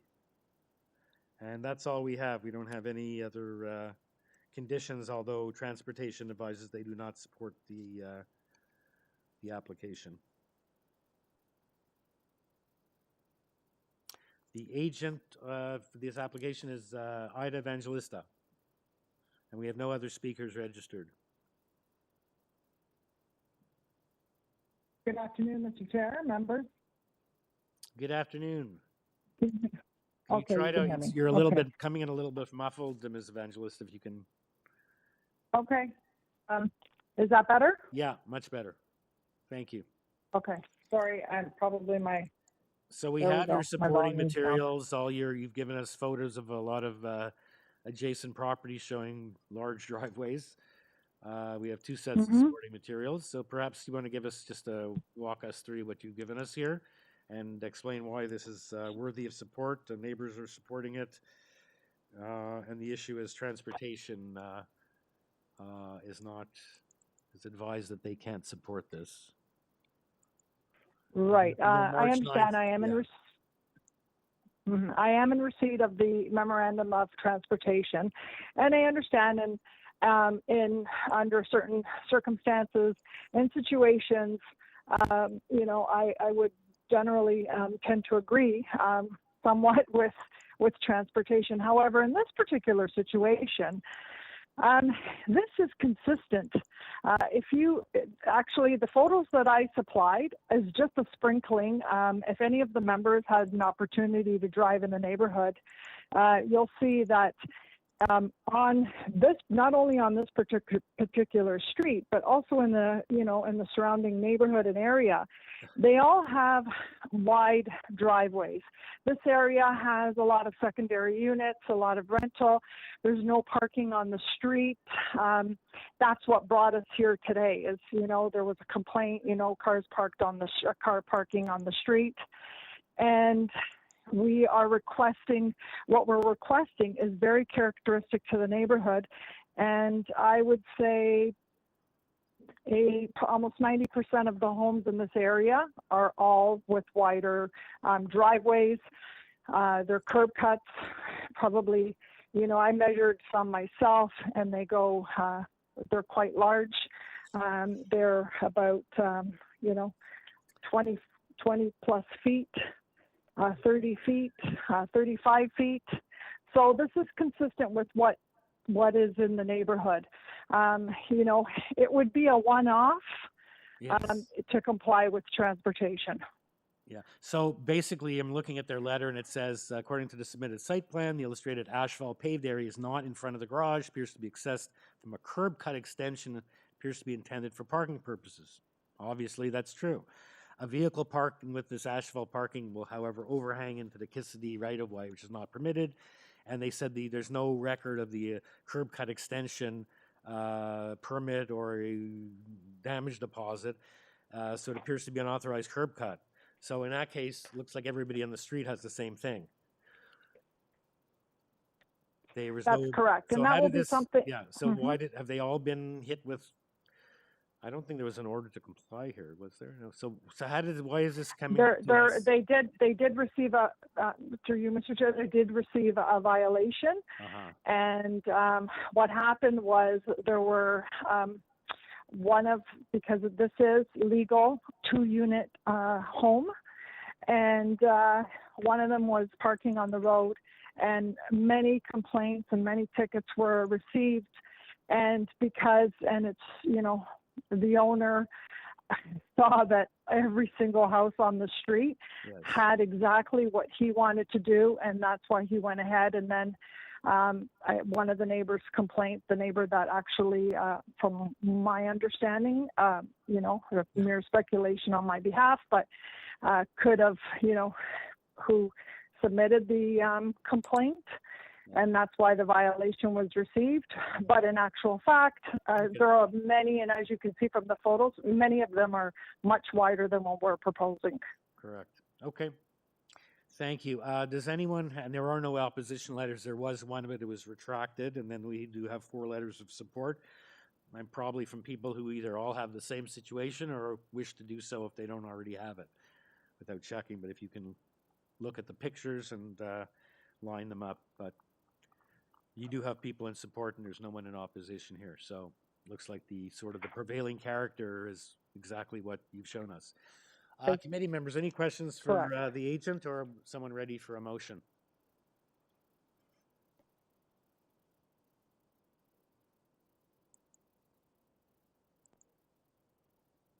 Just one quick question of the applicant, if I could. Laura Alderson here. Mm-hmm. How long has that driveway been like that? For quite some time, I would say probably, I'd say a year. It looks like many years to me, but anyway, what do Mm-hmm. I know? But I totally agree with you. I believe in they purchased the house in 2018, and that's, you could see the damage on the actual curb cut and on the road, but it's been there for quite some time. Yeah. And as you say, a lot of the other houses have driveways that are very similar. So that being said, I don't like to go against transportation, but I think I'm going to make a motion to approve. And there are no conditions on that except, of course, transportation. But I think I'm going to bypass that. So. Okay. Motion for approval, no condition. Seconder for that motion? Mr. Taylor, thank you. I'll second, Mr. Chair, but I just want to make a caveat statement here. The applicant or the agent should be aware that transportation has advised that their permits and enforcement section may require reinstatement of the raised curb at this location. So enough said, heads up. But I second the motion. Thank you, Mr. Taylor. All in favor? Unanimous approval. Thank you, Ms. Evangelista. Thank you very much, have your Mr. approval. Chair. Thank you. Thank you. Item number 34 is 74A 4th Street. It's an application to construct a 2nd-story rear addition. There are 3 variances, and we have 0 on file. No communication from neighbors, no communication from city staff, not even from urban forestry. The agent on this application is Gabe Ferroni. Mr. Ferroni? I am here. Good afternoon, everyone. Good afternoon. Very simple application. You only have 3 variances, and no one has weighed in with any comments. Again, you're going from 0.6 to 0.64, so you're basically building 10 square meters more than you're permitted. Committee members, any questions for Mr. Ferroni, or someone ready to bring a motion?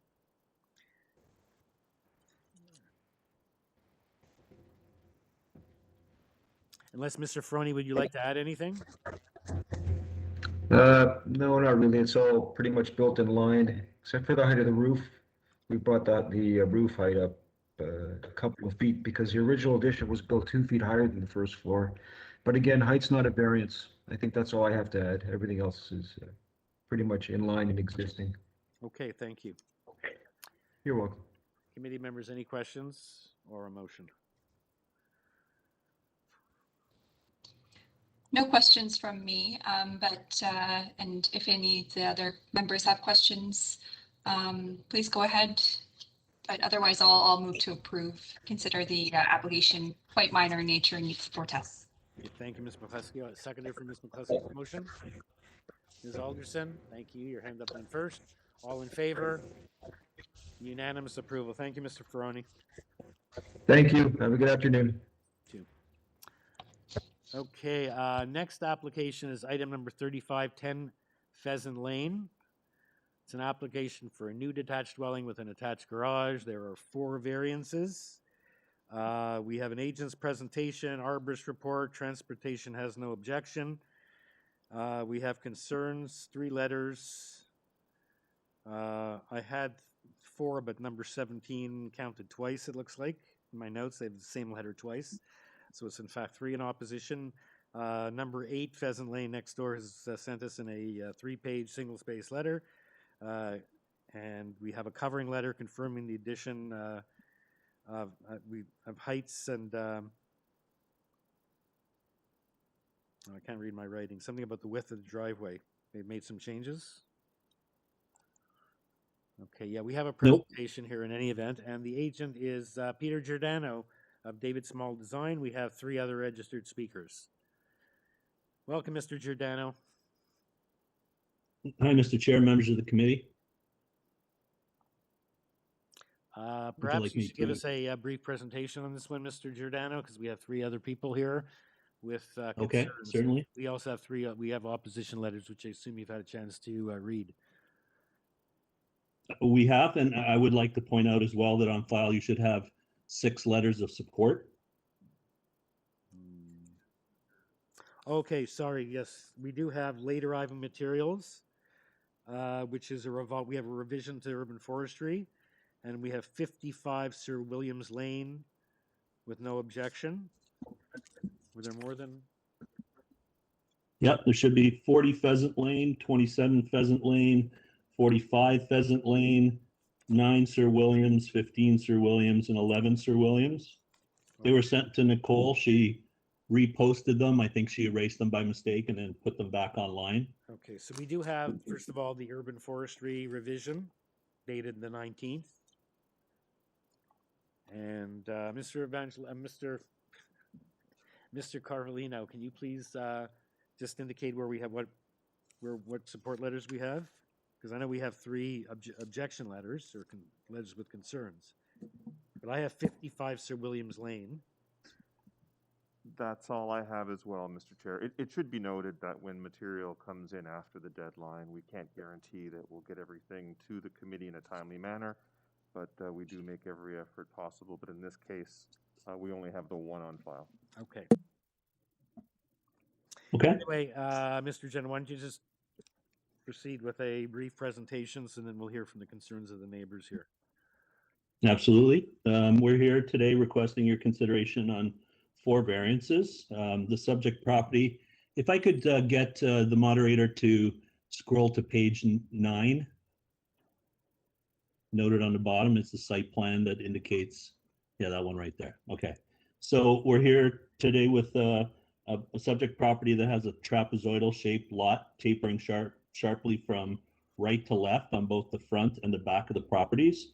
The proposed dwelling is positioned parallel to the right side of the property, positioned at 2.4 meters from the side yard setback, but then the left side steps back twice. Variance number 1 requests an increase in floor space index, which in fact in this case includes the garage, the stairs, and open to below. It increases from 0.28 required to 0.34 proposed. The 3D elevations that I've included in my presentation would show you that the massing is well articulated, and design presents the area over the garage at the front of the house effectively as a 1.5 story The second floor of the rear also recesses in from the ground floor. The floor space index in this zoning bylaw, because of the fact that it includes the garage, stairs, and open to below, is somewhat inflated, resulting in a floor area, a livable floor area of about 4,153 square feet, which is large but maintains the character of this street and neighborhood. Item number 2 requires a variance on side yards. This bylaw area requires 2.4 meters as a side yard, but then increase by 0.3 for every 0.3 meters of building height greater than 6 meters, the way it's calculated. We're proposing 2.4 meters minimum on the right side with an aggregate of 4.96. The required aggregate is 6 meters. Again, the left side varies from 2.56 meters with the stepping to as much as 3.89, where the combined aggregate with that stepping would increase to, in some areas, 6.29 meters for some portions of the house, which would then make the aggregate comply. If you could scroll to the next page, please. Item number 3 requires a maximum permitted height of all exterior main walls of 7 meters, where 7.12 is proposed. I'll point out that due to the steep pitched roof slope, 3'7" of the wall is actually buried within the soffit height. It's the actual constructed wall that is required and controlled by this variance. So it, in fact, doesn't adversely impact the building mass because the soffit drops lower than the required building wall height. Item number 4 requires a building height to the peak of 8.6, where 9.66 is proposed. And if you could pan out a little bit, just reduce the scale on this, you'll see that only the left half of the roof projects to this height. And the left part, although it still exceeds slightly, it reduces by 1'6". We communicated often with planning staff to ensure they had no concerns with this variance. The final product presented no concerns with planning staff. Our client communicated with our neighbors, acquiring 6 letters of support. I understand there are 3 letters from neighbors in opposition. I would like to quickly address their concerns about the removal of trees. There are 2 mature trees at the front that cannot remain because of their interference with the driveway. One that is dead and poses a safety hazard. It's tree number 9. Plus 2 small trees in close proximity to the entry of the garage that must be removed. One of them, tree number 33, is a small tree, does not require a permit to be removed.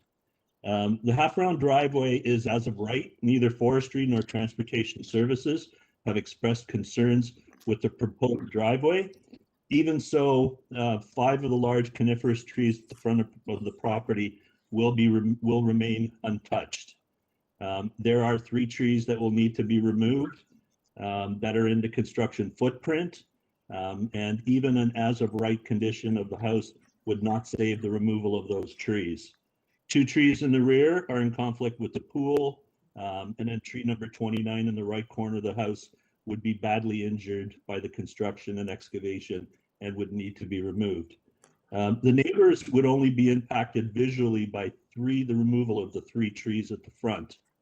Although the arborist report provides more detail, I hope that recap of the tree removal makes that somewhat clear. Ultimately, we believe our variances are minor and pass the 4 tests of Section 45 of the Planning Act. Okay, thank you, Mr. Giordano. Well, now, does anyone have any questions for Mr. Giordano before we hear from the neighbors? Okay, if there are none, you can still ask questions at the end of everything.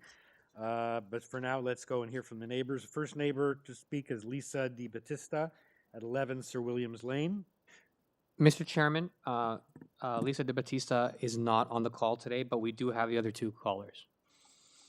Okay, so we have, let's see who's this letter's from. Okay, yeah, we have the letter from 8, which is the next speaker, Ross Sinclair. We have your Mr. Sinclair's 3-page letter dated March 15th. And we also have the letter from 17, who's not here to speak, as well as we have someone from 21 to speak. So we have 3 letters. One of those letters is speakers is here. Actually, we have a letter from 17 twice, so there is only 3 letters. And we have a letter from number 6. Okay, so we don't know how to, 11 Sir Williams, we didn't have a letter from her, but she is not on the line, so we'll move on to Mr. Sinclair at 8 Pheasant. Thank you very much, Mr. Chairman. Okay. I just wanted to point out to the committee that the updated forestry report that was submitted on Friday does in fact recommend that the first 2 variances are not approved because of the issues associated with the tree removal. I'm not sure if the committee had a chance to review that report, but I wanted to highlight that. Actually, Mr. Sinclair is a good point because we have another one showed up dated March. The one you have dated March 19th. So that's No, what it it was says. Urban Forestry Request Committee deny variances 1 and 2 due to impacts on bylaw protected trees, which is sort of standard. That's why their condition is variance is urban forestry 1 and 2, an application to injure a tree. So the committee is aware of this updated urban forestry report, certainly. Okay, thank you very much. My wife and I reside at 8 Pheasant Lane, and I have provided you a lot of details in my letter. My overall concern is that the house and footprint is too large for the lot, which is what's causing the variance. The primary variance I'm concerned with is the side yard setback. I'm on the east side of the property. And as you can see from the pictures that the applicant's advisor presented, you will see our house located well within that variance, as is the case in most of the homes in Thorncrest Village, respecting the zoning that is specific to Thorncrest Village and provides the residents and areas with a significant level of privacy. In addition to the house being located extremely close to our house, in reviewing the forestry request, one of the trees that will be injured is a tree which is on our property just to the east of the front of the garage. And if the property was not encroaching so much on the variance, there wouldn't be a need, in fact, to injure that tree on our property. With respect to the other areas, I would like to point out that the trees that were referred to, the 2 in the front yard, which are extremely large Norwood maples, are not being interfered with by the actual footprint of the property. The design calls for both a driveway to access the garage from the street, as well as the addition of a wide circular driveway.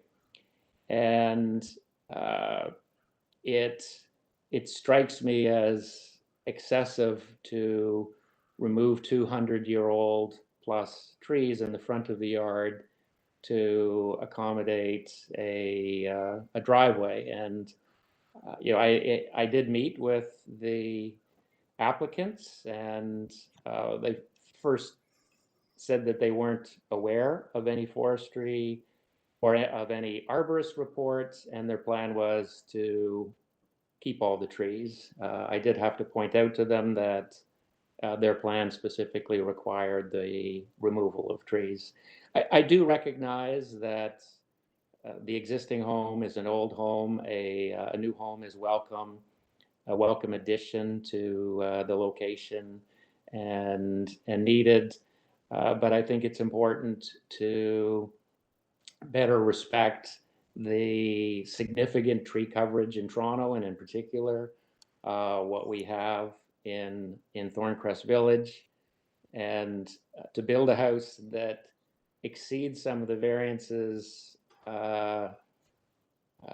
doesn't strike me as a privilege worthy of granting, where it doesn't respect 100-year-old trees. I think it would be very easy to make amendments to the driveway configuration to accommodate the 2 large maples, as is the case with the double garage, which is currently at the. Sorry, Mr. Sinclair, if I can house. just interrupt over your 5 minutes, if you can please wrap up. And I'll point out, I think you mentioned in your letter that it was because of the circular driveway that those trees are going to be removed. Yes. I think tree number 10 and 11 and 12, perhaps. Yeah, I don't remember the number they're But specified in you the mentioned letter, as a result of the circular driveway. Correct. So if you could wrap up, because you're over your 5-minute allotted, so I appreciate there's I a would lot of ask you to material to give me go a through. couple more minutes, given you did allow letters of support beyond the required period of March 14th, which I did make my efforts to do. I would just like to also point out that the rear tree, the large maple in the rear, is being endangered because of a decking and pool area. And again, it's a similar size tree to the other ones. Obviously, City Forestry agrees with my views relating to it. And I really think that it would be very easy to make revisions to this plan to accommodate these issues. Okay, thank you very much for that. And also for getting this letter done. I know that there are time constraints, and that's why you got your letter in time, even though it's a very detailed letter. Staff, I guess, tells us what, so these late arriving, we only received this one letter that we have on file. The other letters that the agent made mention of, we don't have in front of us. So any questions? Okay. Does anyone have any questions for Mr. Sinclair before we go on to the last speaker, Joanna Bechtold at 21 Pheasant Lane? Okay, thank you. So the next speaker is Joanna Bechtold at 21 Pheasant Lane. Welcome. Members of the committee, my major concern is the side setback on the east. The lots are very, very large, and it's always been part of the village that there are trees and spaces in between the houses. That's what gives the village the character of being a park-like setting. And I don't see, when you have such a large lot, why you have to build a house that's breathing right down the neck of your neighbor. And so the side setback is my major concern, because also, in addition, it causes loss of trees. And the city is committed to increase the tree canopy. And so to have major large trees taken down when it's not necessary is unacceptable as far as I'm concerned.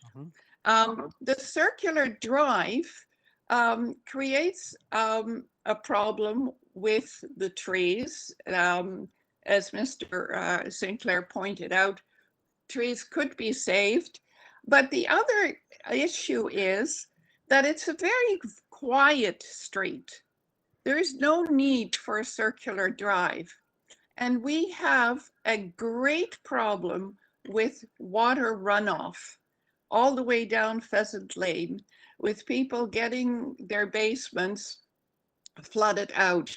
The city has had several engineers and several consultations about how to fix this problem, and came to the conclusion that to fix the problem, it would take the entire budget for the whole city of Toronto.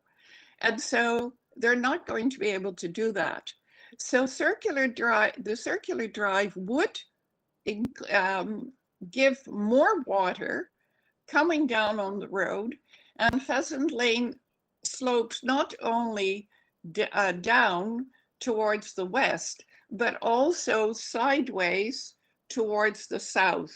And I repeatedly get water into my property. I've had to put a hump over the driveway. And so that is a major concern. If there were no circular driveway, we would stop having this overflow of water and we would save trees. As far as the letters of support, I would like to point out that they're all from addresses that are not anywhere in this particular vicinity. I guess that's my major comment. Thank you. Thank you, Ms. Bechtold. So just to clarify, you're you're across the street, a couple of houses down at 21, but you're concerned with the side yards. In terms of the side yards, I'm looking at variance 2. Just want a clarification from staff. It says the minimum required side yard setback, and I appreciate it's not affecting your side yard, but you're concerned as a neighbor in terms of its effect on the spatial distance between houses in this very beautiful neighborhood with large lots. So it says, Mr. Carvalino, it says the minimum required side yard setback is 6 meters and the minimum aggregate is 6 meters. And in this case, they're going to have 2.4 from the west and 2.56 from the east for a aggregate of 4.96. So is the aggregate 6, or is the aggregate, in which case they're off by 1.04 meters, or is the aggregate 12 and this is a mistake? Like, what's the requirement here? Is it 6 in total? It should be 6 meters between Okay, houses. ma'am, I'm talking to staff now, please. Can you... Oh, sorry. Yeah. Right. So, Mr. Chair, the aggregate is an average of the addition of the two. So 6 plus 6 divided by the 2 is 6, but it is 6 meters on each side. So they are deficient. They're encroaching more than half of the required. Okay, so yeah, I thought maybe if they're just off by a meter, but it's weird the way it's worded because it says the minimum required side yard is 6 and the minimum aggregate is 6. Shouldn't that say 12? A 6. So shouldn't it say 3? The minimum required side yard is 3 and the minimum aggregate is 6. Right. Okay.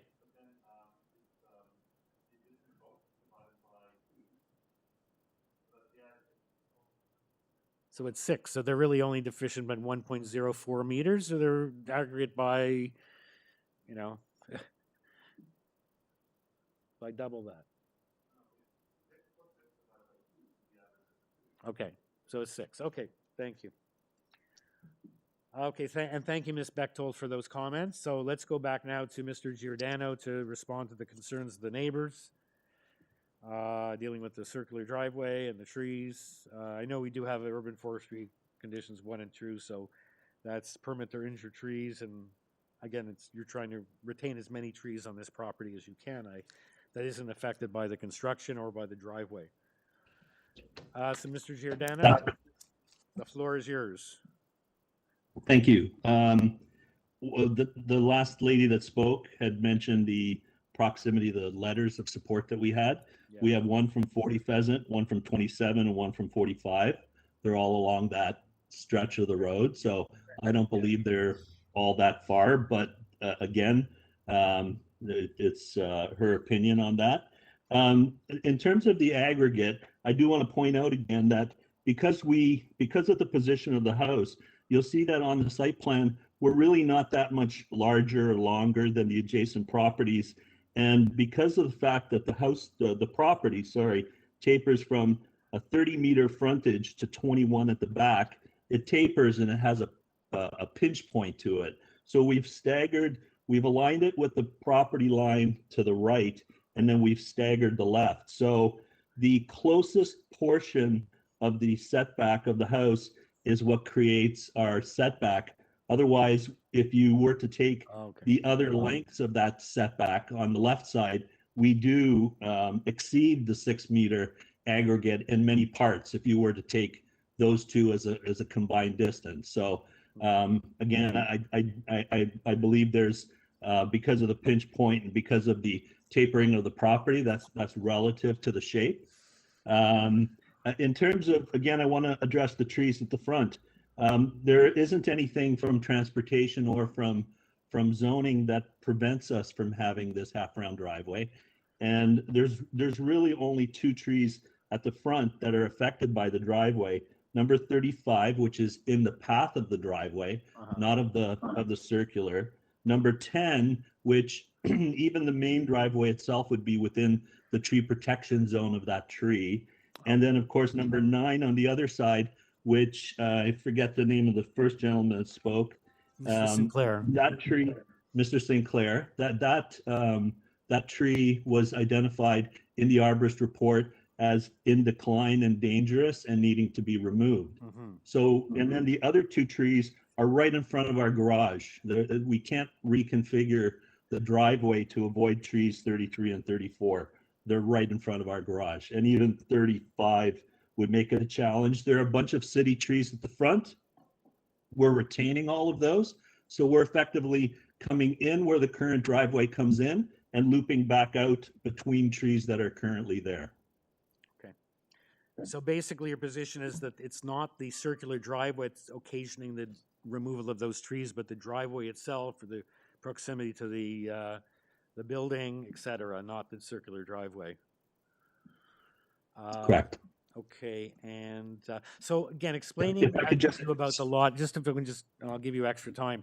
So given that you've said, you know, if you look at it, the side yard, it's not the whole place, wouldn't this be, and Mr. Carvalino, if you listen, an appropriate place in the event of an approval to tie it to that location so that you don't use the approval to do something else to inflame the neighbors? Should this not be or you know, the site plan is to be built construction in as illustrated with respect to the site plan in terms of the side yards? Yeah, I'm just saying because Mr. Giordano just explained that it's not as bad as what's appear on the notice. That's just at one particular point on the lot. So I just, in protection of the neighbors in the event of approval, perhaps it's something that should be tied to the plan. I just throw that out to the members. So Mr. Giordano, sorry, please continue. Yeah, and we would be fine with a condition of approval tying to the site plan. Wouldn't have an issue with that. Again, Mr. St. Clair mentioned trees 11 and 12. They're both in the side yard. They wouldn't survive construction regardless with an overdig on the foundation, regardless of the side yard property.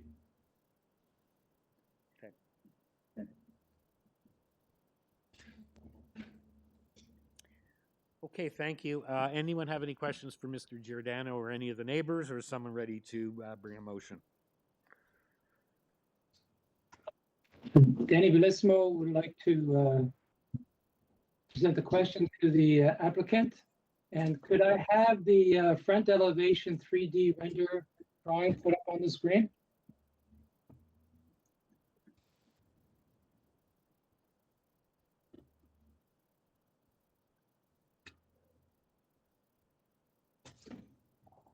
No, I provided a 3D. 3D render. If you keep going, I think you'll find it. There it is, up the front, up top. There we go. That's if you can zoom in on that. Thank you. Mr. Chair, I listened carefully to all the concerns about the circular driveway and the trees, and as much as I do support trees, I think in a case like this, many of the trees are being maintained. I do not like the circular driveway myself as a designer, but that's not part of the committee decision today, from what I could see. What I would like to draw the attention to everybody here is that I find this building is not as massive as it looks on the plan. And the reason being is that there's a left side and a right side. The right side being a garage with over a little dormer window above. And as such, I do not find it imposing on the street any more than any of the existing houses.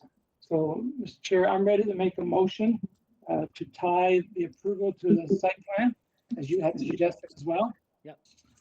And, condition of forestry 1 and 2. I don't think there are any other conditions. No, I think you got it there, Mr. Bellissimo.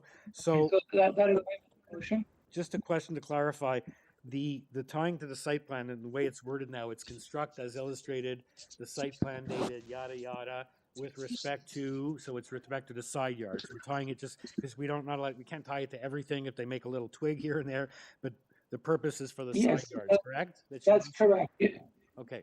That's what you indicated. Yes, it's tied to the side yard, the outline of the side yards. For sure. Because as you indicate, there's flexibility in there, and that could cause problems in the future. So it's with respect to the side yards. Great.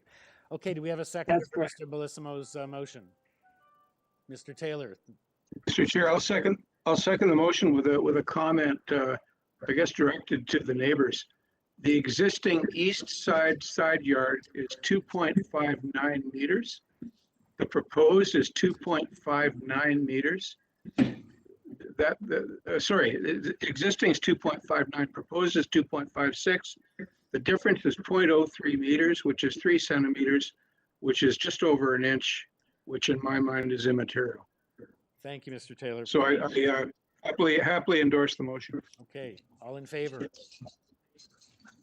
Okay, unanimous approval. Thank you, Mr. Giordano. Thank you to the neighbors. Thank you very much.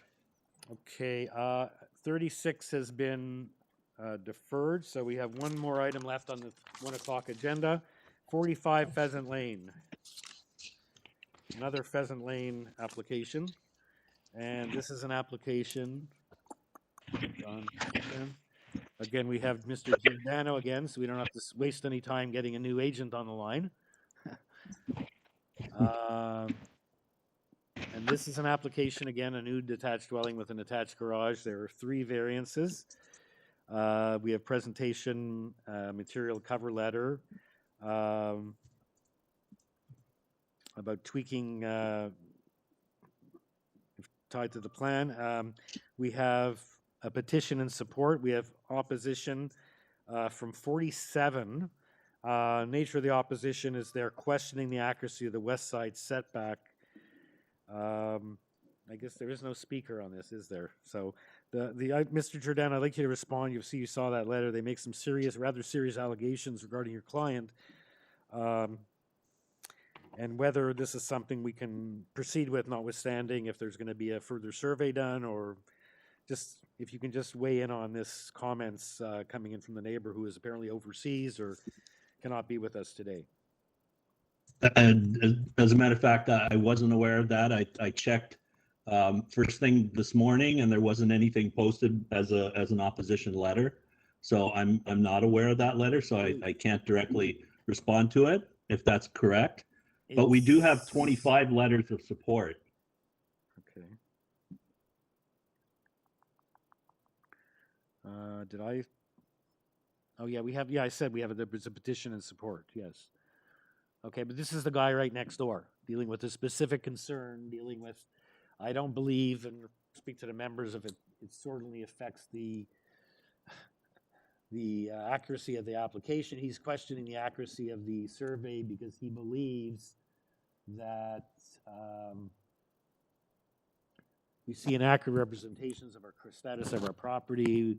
We have concerns about the disclosure and accuracy of the proposal. Claim is, if we are reading it correctly, there is a definite 4.5 meters of side yard setback that all applications should be questioned. We suspect they're not reporting or disclosing the existing lot plan or accuracy of survey. So I assume we all read that letter. I guess Mr. Giordano, you didn't. But that's the only thing we have here from the next door neighbor. Question something to do with the survey and the survey stakes or whatever. So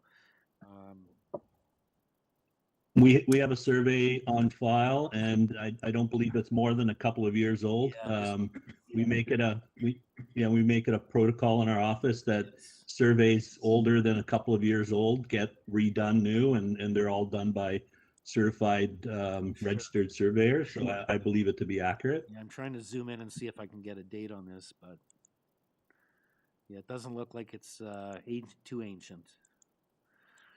Okay, so having said that, you have this petition in support, And there's urban forestry conditions 1 and 2, and that's basically all we have. So let's see if committee members have any questions for you.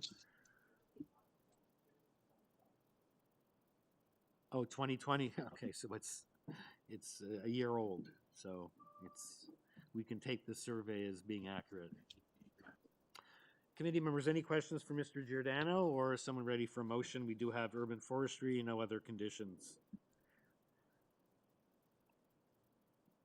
Oh no.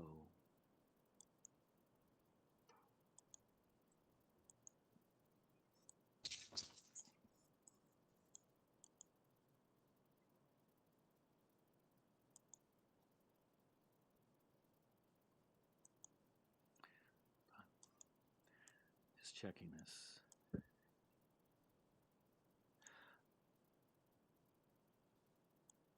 Okay, yeah, I know I mentioned something in the opening remarks. It was a question that the agent, or Julie Odansky from David Small Designs, is where Mr. Giordano's from, project manager, was stating that they wouldn't want the decision to be tied to drawings, as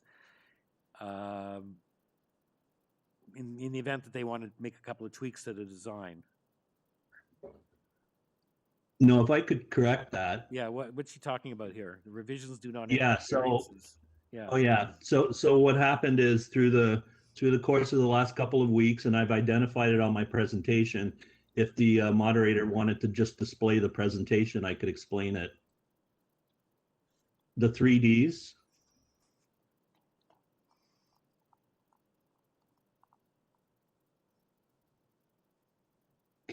Scroll down. Keep going.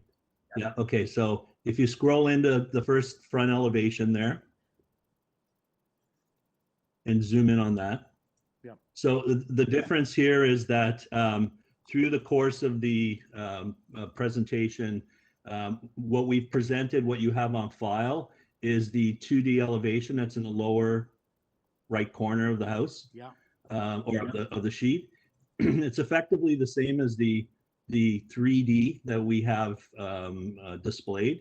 It's just that instead of a window, I've indicated in red there, there's a French door that swings in with a Juliet balcony.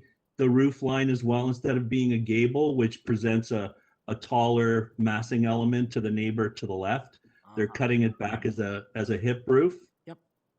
So the 2D is up to date, and the 3D, because it's easier to see and easier to read it in 3 dimensions, I've updated it. If you want to scroll to the next page, please, Adam.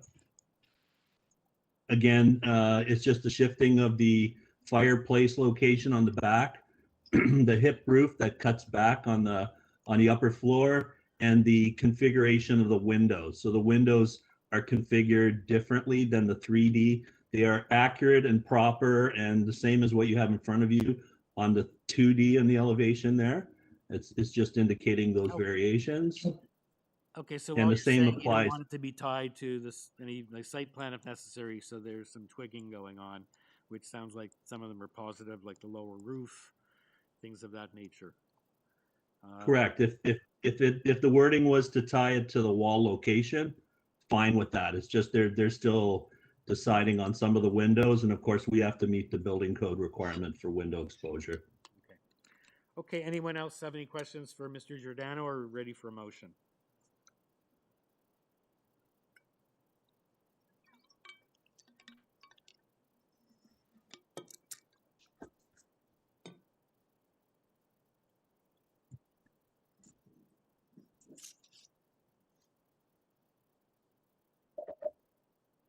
Mr. Chair, I find the requested variances meet the 4 tests, and I move approval subject to urban forestry conditions 1 and 2, and that the construction be in accordance with the wall locations as shown on the submitted plans.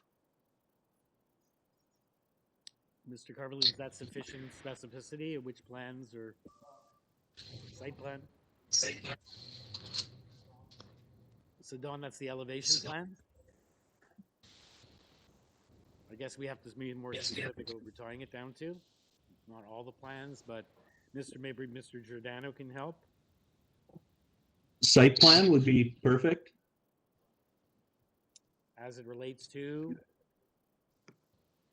the location of the walls on, I would say on the side yards, because that's what infringes on setbacks. But if you wanted to tie front, back, and sides, I'm okay with that as well. Mr. Taylor, it's your motion. Is that okay? What Mr. Carvalino suggesting? Oh, he's not. Yes, that's perfectly okay with me, Mr. Chair. Thank you. Okay, we have a seconder for Mr. Taylor's motion. Ms. Alderson, thank you. All in favor? Unanimous approval. Thank you, Mr. Chair. Thank you very much. Okay, I think you are our first application this morning and our last one at 1 o'clock. I don't know if we're going to see you at 3 o'clock agenda either. Not on the 3 o'clock. Thank you. Enough. No, you're done for the day. Thank you. Thank you. Bye now. Bye. Okay, so it's past 3 o'clock. Can we take a 5-minute break and have a sound check? Okay, so we'll return at in about 5 minutes. Okay, so at 3:45? 3:45, we stand adjourned until 3:45. Thank you.